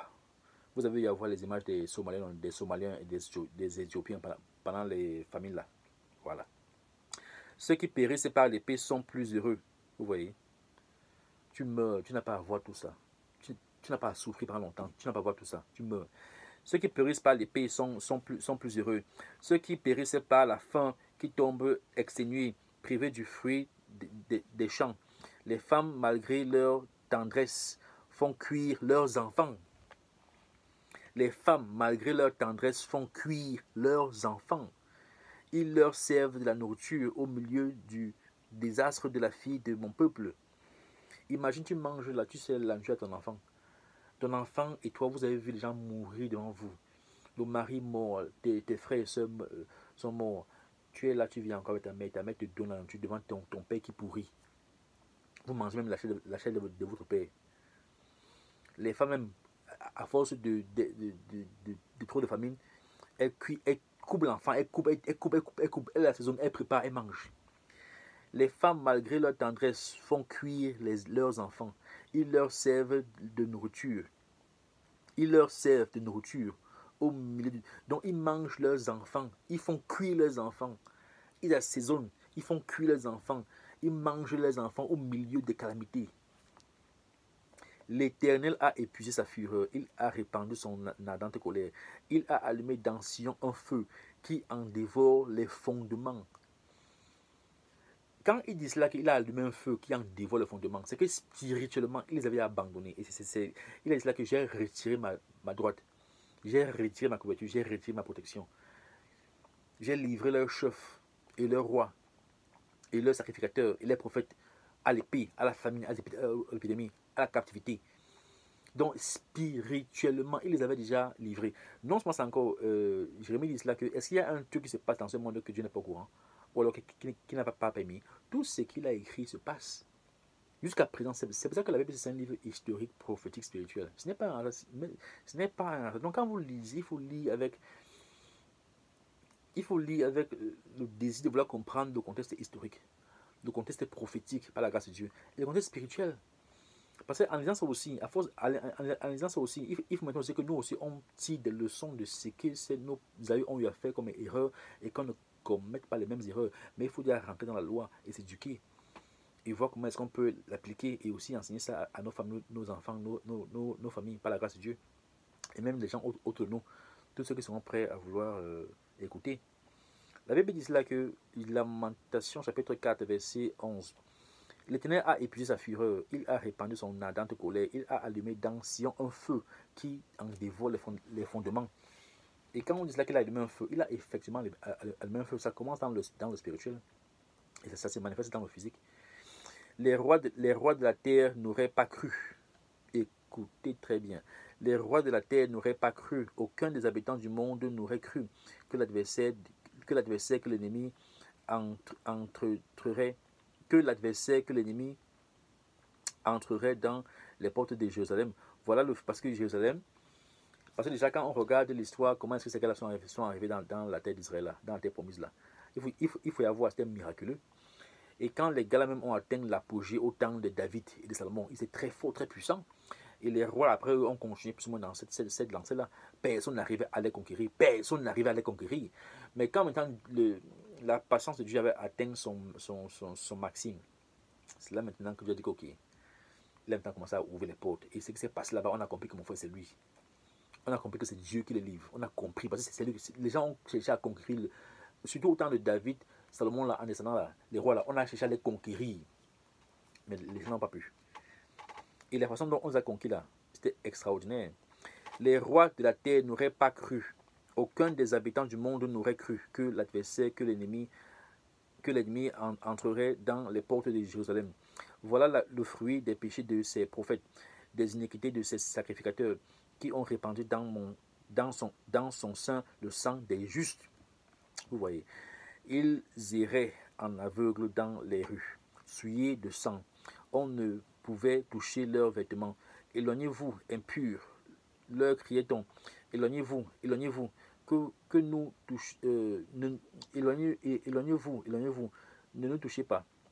Ils sont en fuite, ils errent ça et là. On dit parmi les nations, ils n'auront plus leur demeure. L'Éternel les a dispersés dans sa colère. Il ne tourne plus les regards vers eux. On n'a eu ni respect pour les sacrificateurs, ni pitié pour les vieillards. Nos yeux se consumaient encore, et nous attendions vainement du secours. Nos regards se portaient avec espérance vers une nation qui ne nous a pas délivrés. On épiait nos pas pour nous empêcher d'aller sur nos places. Notre fin s'approchait, nos jours étaient accomplis, notre fin est arrivée. Nos persécuteurs étaient plus légers que les aigles du ciel. Vous voyez. Ils nous ont poursuivis sur les montagnes. Ils nous ont dressé des embûches dans le désert. Celui qui nous faisait respirer loin de l'Éternel a été pris dans leur fosse. Celui qui nous faisait respirer loin de l'Éternel a été pris dans leur fosse. Lui de qui nous disions, nous vivrons sous son ombre parmi les nations. Ouais, donc celui qui nous faisait respirer, loin de l'Éternel, a été pris dans leur fosse. Lui de qui nous disions, nous vivrons sous son ombre parmi les nations. Réjouis-toi, tressaille d'allégresse, fille d'Édom. Oui. Réjouis-toi, tressaille d'allégresse, fille d'Édom, habitante du pays d'Ots. Vers toi aussi passera la coupe. Tu t'enivreras et tu seras mise à nu. Vous voyez. Donc, ça, voilà encore une prophétie. Donc, quand tu lis comme ça, une prophétie. Demain, on a lu justement quoi? Demain, on a lu comment est-ce que les enfants de Édom, on a lu le jugement de Édom, on a lu le jugement de Babylone, et on a lu le jugement de Édom. Vous voyez. Et le jugement de Babylone et Édom était similaire, lié. Si on veut entrer en profondeur, c'est lié en fait. Parce qu'il y a un Babylone, particulièrement dans la fin des temps, là où nous sommes, qui est dirigé, contrôlé par les enfants de Édom. Édom n'est pas le seul peuple qui est dans Babylone, mais ils sont là, ils sont parmi les têtes et particulièrement les plus puissantes. Et c'est eux principalement qui occupent, ou alors qui dirigent même l'État même d'Israël, et même particulièrement l'Amérique et l'Europe. Il faut comprendre ça, et les finances du monde, c'est eux. Donc ici, là, par exemple, quand tu vois, déjà, Jérémie a dit dans Lamentation, comment est-ce que le moment viendra où Dieu va aussi juger les nations là et elles vont aussi boire de la même coupe que les enfants d'Israël. Ok, elles vont boire des mêmes calamités que les enfants d'Israël. Mais ici particulièrement dans Lamentation chapitre 4 verset 21, Jérémie dit: réjouis-toi, tressaille d'allégresse. Il parle. Il dit: ok, réjouis-toi, tressaille d'allégresse, fille d'Édom. Réjouis-toi, tressaille d'allégresse, fille d'Édom. Édom, c'est aussi Ésaü, ou alors Ésaü, habitante du pays d'Ots. Vers toi aussi passera la coupe. Tu t'enivreras et tu seras mise à nu. Tu t'enivreras et tu seras mise à nu. Parce que justement, quand tu vois la femme qui est assise sur la bête qui a sept têtes et 10 cornes, ok, c'est elle qui contrôle le monde actuellement. Je parle de Inanna. Et ses premiers serviteurs, je ne dis pas que ce sont les seuls, mais dans ce système qu'elle a établi là, ses premiers serviteurs, ce sont les enfants d'Édom là, c'est eux. Et c'est aussi eux qui sont de la synagogue de Satan. Quand tu lis dans l'Apocalypse, il parle de la synagogue de Satan. Et quand tu lis l'Apocalypse chapitre 2, verset 9 et chapitre 3, verset 9, là, il parle justement il parle comment est-ce qu'ils sont de la synagogue de Satan et que le moment venu, et qu'ils sont des faux juifs et ils vont se venir se positionner devant les vrais juifs le moment venu. Ok. Et voilà. Donc ici, là, Jérémie aussi prophétise par l'Esprit Saint comment est-ce que Édom aussi à un moment donné va aussi s'enivrer et boire la même coupe. Parce que c'est elle justement à un moment donné qui fait quoi, qui va occuper la terre d'Israël. C'est elle justement qui est ce lion qui sort des eaux. C'est elle justement qui est ce lion qui sort des eaux souillées et qui va justement, quand je dis oui, c'est elle qui sort des eaux souillées et qui va conquérir en fait cette terre-là. Ok, c'est beaucoup plus profond que ça, c'est beaucoup plus vaste et beaucoup plus profond que ça. Mais il faut comprendre que ces gars-là vont vouloir contrôler cette terre-là. Ils vont chercher à la contrôler d'une manière comme d'une autre et ils vont chercher à la conserver d'une manière comme d'une autre jusqu'à ce que Christ revienne. Et c'est maintenant quand il reviendra maintenant qu'il va maintenant combattre ces peuples-là pour ramener son peuple Israël là-bas. C'est important parce que ces peuples-là justement discutent cette terre-là. Ok. Donc, cela il dit: réjouis-toi, tressaille d'allégresse, fille d'Édom, habitante du pays d'Ots. Vers toi aussi passera la coupe. Tu t'enivreras et tu seras mise à nu. Tu vois.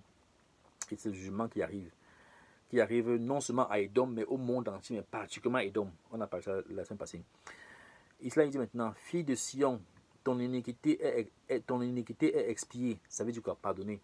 Fille de Sion, ton iniquité est expiée. Il ne t'enverra plus en captivité. Il ne t'enverra plus en captivité. Tu vois. Fille de Sion, c'est Lamentation chapitre 4, verset 22. Fille de Sion, ton iniquité est expiée, il ne t'enverra plus en captivité. Point. Vous voyez, parce que ça ne veut pas dire que c'est arrivé à l'instant T là, mais ça sont les prophéties qui donnent par rapport au futur. Que ça va arriver à un niveau où il va expier, pardonner, parce que par le sacrifice que ça a eu accompli pour nous. Et maintenant, c'est comme ça aussi qu'en choisissant maintenant les enfants qu'il va choisir dans la nouvelle génération, il va donc les ramener en Israël. Ok. Ok, il ne t'enverra plus en captivité. Ok. Maintenant, fille d'Édom, il châtira ton iniquité, il mettra tes péchés à découvert. Parce que justement, nous les enfants d'Israël, nous traversons la période la plus difficile de l'histoire de l'humanité. Que le monde veut le reconnaître ou pas. Et ça continue jusqu'à présent. Mais le moment venu, Dieu va renverser les rôles où nous maintenant on va monter la tête et eux maintenant vont descendre. Mais avant ça aussi, il y a beaucoup de jugements qui vont se passer. Il y a le jugement des nations dont j'ai fait l'enseignement la semaine passée. Il y a le jugement des nations par le Dieu d'Abraham, d'Isaac et Jacob. Il y a le jugement des nations. Et dans ces nations-là, il y a beaucoup de nations que bien que Dieu va les éparpiller aussi, les déchiqueter aussi, les photos aussi, il va les ramener sur la terre d'une manière comme une autre. Mais Edom particulièrement, lui, ne va pas rentrer sa terre. Sa terre va rester pour toujours comme une désolation. Et ils vont plutôt venir se prosterner devant nous. Et Dieu va les juger particulièrement. Donc, ici, dans la Lamentation, ici, là, Jérémie a parlé comment est-ce que Dieu va juger les nations. Mais une nation particulière qu'il insiste dans le jugement, ici, c'est qui? C'est Edom. Donc, dans Lamentation, chapitre 4, verset 22, il dit il dit d'abord, fille de Sion, ton iniquité est expiée. Il ne t'enverra plus en captivité. Ça, ce sont les enfants d'Israël. Il continue maintenant, fille d'Édom, il châtira ton iniquité. Il mettra tes péchés à découvert. Parce que c'est elle qui va gouverner dans les derniers temps. Quand il dit elle, c'est pas comme si il n'y aura pas les Européens, il n'y aura pas les Asiatiques, il n'y aura pas les Arabes. Non, ce sera un ordre mondial. Mais c'est un ordre mondial où, à la tête là, il y a 10 couronnes, c'est vrai, il y a 10 couronnes. Et ils vont régner avec la bête pendant 1 heure. Ils vont donner le pouvoir à la bête pendant 1 heure, c'est vrai. Mais il faut comprendre que c'est tout un système où il y a la force militaire, la force économique, la force politique, il y a beaucoup de choses. Mais derrière là, les gars vraiment qui contrôlent le monde ici là, ok, c'est plus les financiers. Ce sont les financiers. C'est ce que je veux que vous compreniez. Et quand tu parles de finance et influence, tu parles de quoi? Tu parles des enfants des hommes. Ce ne sont pas les seuls, mais ils sont à la tête. C'est important. Et une famille qui est très puissante dans ces choses, c'est quoi? Ce sont les Rothschild. Les Rothschild ou alors Rothschild. Ok. Ce n'est pas la seule, mais voilà. Lamentation, chapitre 5, ça c'est le dernier chapitre. Souviens-toi, Éternel, de ce qui nous est arrivé. Regarde, voir notre pauvre. Notre héritage a passé à des étrangers. Vous voyez? Souviens-toi, c'est Lamentation chapitre 5, le dernier chapitre. Souviens-toi, ô Éternel, de ce qui nous est arrivé. Regarde voir notre pauvre. Notre héritage a passé à des étrangers. Nos maisons à des inconnus. Même quand les enfants d'Israël sont revenus au temps de Ezra là, au temps de Ezra Néhémie, pour aller reconstruire le temple de Jérusalem là, ce n'était plus pareil. Ce n'était plus pareil. Israël après Babylone là, ce n'était plus pareil. Même quand ils sont rentrés au temps des Médias et Perses là pour les reconstruire là, ce n'était plus pareil. Quand Jésus arrive sur la scène mondiale, c'est un peu pareil. C'est maintenant un étranger même qui les commande. Déjà que Rome commande le monde entier, ils ont encore un étranger, même leur voisin, qui vient encore le commander. C'était grave. Et les étrangers avaient autant de force chez eux qu'eux-mêmes. Et ça arrive à un niveau où quand les Romains se sont fâchés contre eux, on a carrément rasé, on a chassé dans tout le monde entier. Et donc on la suite. Mais les mêmes paroles que Jérémie a dit ici là, ce sont les mêmes paroles que Jérémie a dit là, ce sont les mêmes paroles que Jésus lui-même a eu à répéter aux enfants d'Israël. Donc ici là, il aura dit que vous serez vendus comme esclaves dans tout le monde entier et Israël sera occupés par les étrangers jusqu'à ce que le temps soit accompli. C'est une continuation, ces choses-là. Donc ici, là, dans Lamentation chapitre 5, verset 1, souviens-toi, Éternel, de ce qui nous est arrivé. Regarde voir notre pauvre. Notre héritage a passé à des étrangers, nos maisons à des inconnus. Nous sommes orphelins sans père. Donc, quand tu regardes qui occupe la terre d'Israël, c'est beaucoup de peuples. Mais les gens qui ont la force là-bas, c'est que les gens qui ont le pouvoir là-bas, c'est que ce sont les enfants d'Édom. Les soi-disant juifs là, de la synagogue de Satan. Ce n'est pas le seul peuple qui fait dans la magie ou alors dans les sociétés secrètes, dans la cabale. Ils font plein. Oui, le monde entier fait ça, mais eux particulièrement, c'est pour vous dire que le monde n'est pas là où il est au hasard. Le peuple les enfants, les soi-disant enfants d'Israël, là, les enfants d'Édom, là, ils ne sont pas là au hasard. D'abord, le monde ne sait même pas que ce sont les enfants d'Édom. Parce que la Bible, pour nous, la Bible, ce sont des fables. Les peuples comme les Édom ont disparu. Les enfants d'Israël, on ne sait pas vraiment qui ils sont. Ce n'est pas écrit sur le fond qui sont les enfants d'Israël. Les peuples d'Édom, on ne sait pas qui sont. Ce n'est pas écrit sur le fond qui sont les peuples d'Édom. On ne sait plus qui est qui. On ne sait plus qui est qui. Ok. Mais les enfants qui contrôlent cette terre-là, particulièrement les enfants d'Édom, ils ne sont pas arrivés au hasard. Tout ça, Dieu avait déjà prophétisé. Et Jérémie lui m'a dit que est-ce qu'il y a un truc qui se passe sur terre que Dieu ne permet pas? Il avait déjà prédestiné ça. Il avait déjà planifié ça. Et il sait que à la fin, Édom va se retrouver à la tête de ces nations-là et il va s'associer avec eux pour...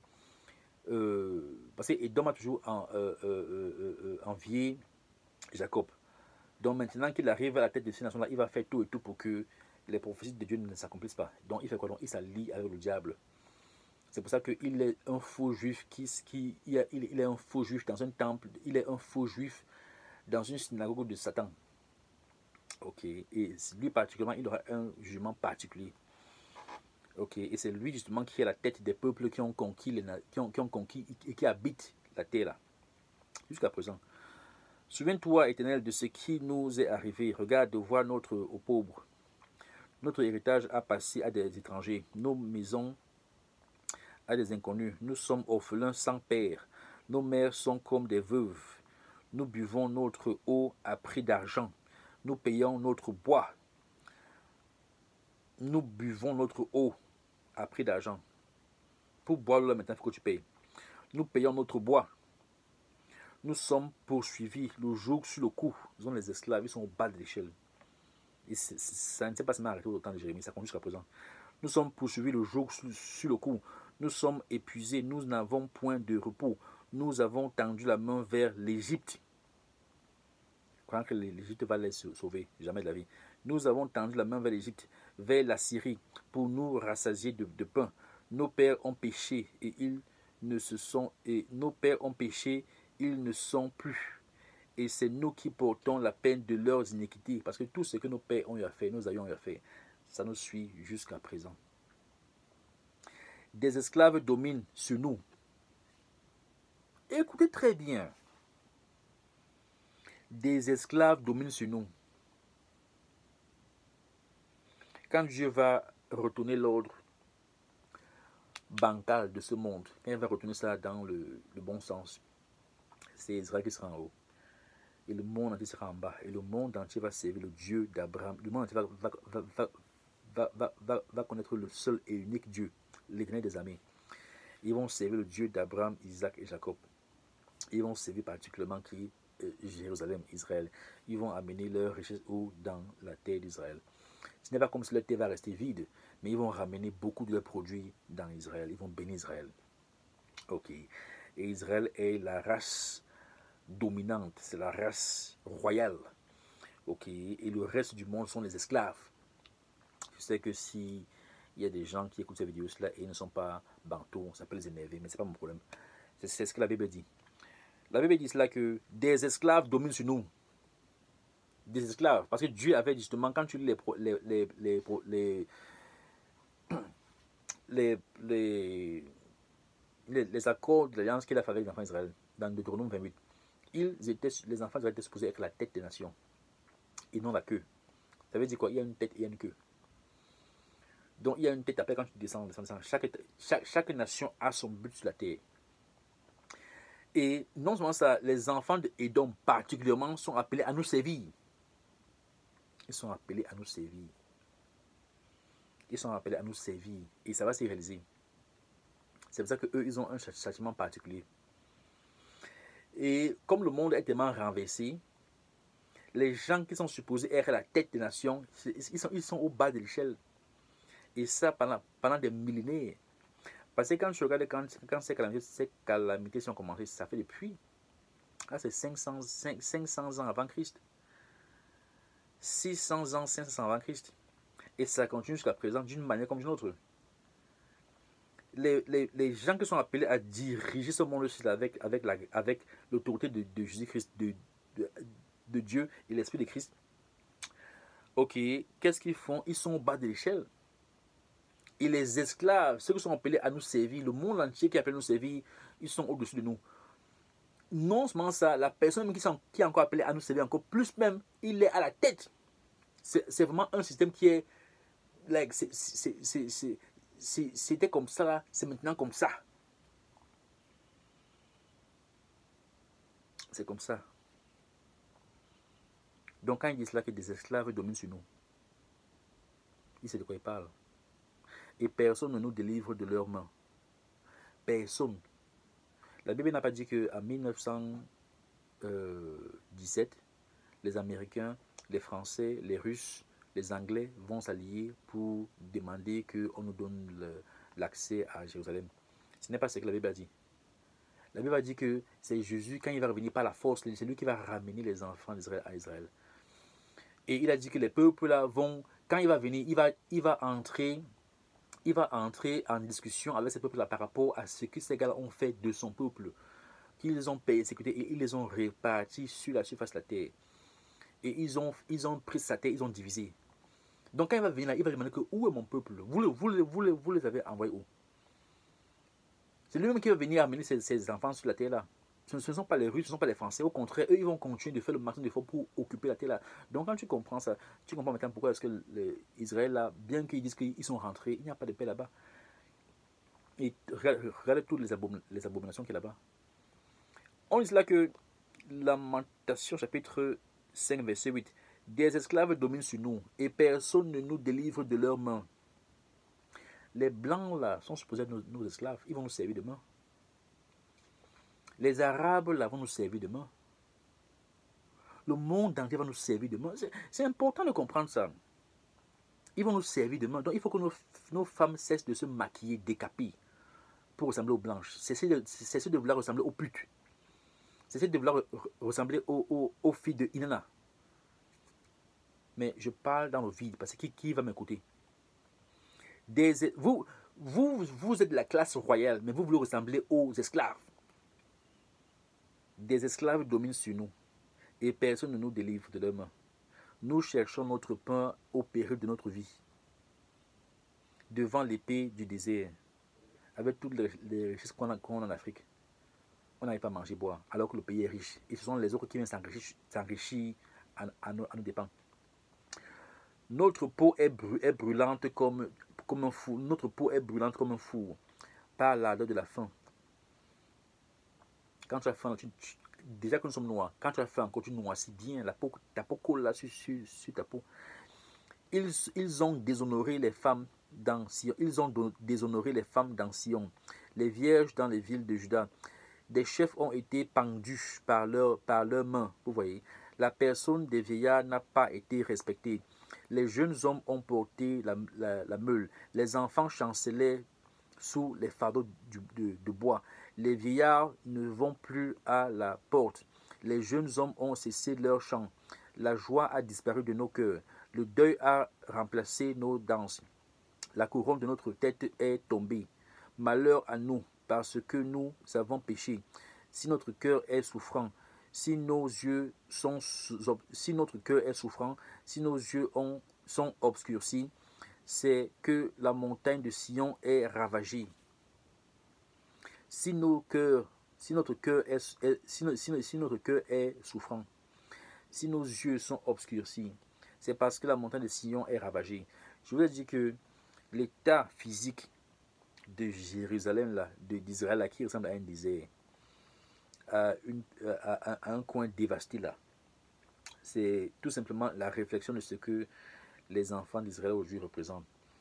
Ils sont comme la poussière, ils sont comme du sable, ils sont comme du désert, ils sont comme une terre aride. Ils vivent sur une terre riche, très puissante, mais c'est une terre aride. Ils vivent sur une terre riche, très puissante, mais leur vie ne représente que de l'aridité. Et cela justement dit, si notre cœur est souffrant, si nos yeux sont obscurcis, c'est que la montagne de Sion est ravagée. Et c'est quand Dieu va ramener les enfants d'Israël en Israël maintenant que la terre maintenant va reprendre la vie. Ça va reprendre la vie. C'est ça. Il dit là que si notre cœur est souffrant, ça c'est Lamentation chapitre 18. Non, verset, Lamentation chapitre 5, verset 17. Si notre cœur est souffrant, si nos yeux sont obscurcis, c'est que la montagne de Sion est ravagée, c'est que les renards s'y promènent. Vous voyez, toi, Éternel, tu règnes à jamais, alléluia. Mais c'est pas pareil. Ton trône subsiste de génération en génération, alléluia. Pourquoi nous oublieras-tu pour toujours? Nous abandonneras-tu pour de longues années? Fais-nous revenir vers toi, ô Éternel, et nous reviendrons. Donne-nous encore des jours comme ceux d'autrefois.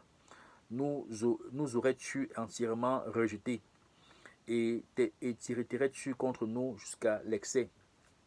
Ok, ce sont des questions que Jérémie pose à Dieu le Père Tout-Puissant. Et je vais arrêter là. Comme je dis, ce n'était pas supposé être un enseignement très long. Ok, et ça ne fait que répéter, confirmer tout ce qu'on a déjà dit, tout ce qu'on continue de dire.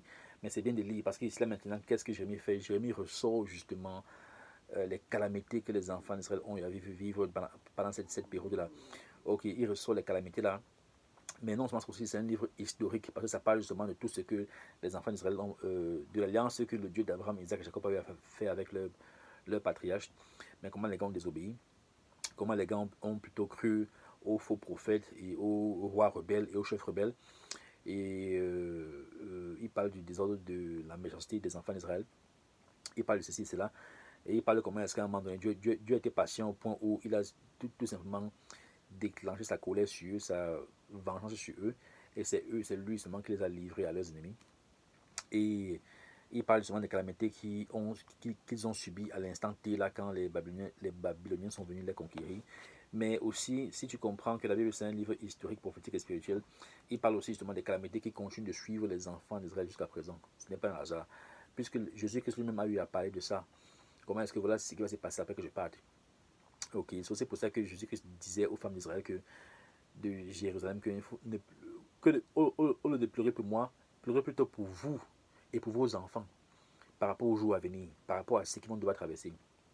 Ok. Et lui-même, il a dit à ses apôtres que ne soyez pas impressionnés par les bâtiments et tout ce que vous voyez là. Le moment viendra où il n'y aura plus pierre sur pierre. Quand l'ennemi là va se lever, ils vont venir raser et vous serez vendus comme esclaves et papés dans le monde entier. Et vous allez rester là-bas et la terre ici sera occupée par les étrangers jusqu'à ce que le temps des étrangers soit accompli. Et la Bible dit qu'il n'y aura personne qui va nous délivrer de la main de ces étrangers-là. Personne. Donc ce n'est pas une affaire qu'en 1917, les Anglais qui étaient l'aspect puissance vont s'allier avec les Rothschild. Ils vont chercher à voir comment est-ce qu'ils peuvent faire commencer ils peuvent créer un État d'Israël et faire rentrer les soi-disant enfants d'Israël en Israël. Ce n'est pas comme ça. Quand Jésus reviendra, il va discuter avec les nations là par rapport à ce que les gars ont fait de ses fils. Parce qu'ils ne seront pas là, ils seront éparpillés dans le monde entier. Il va ramener ces terres.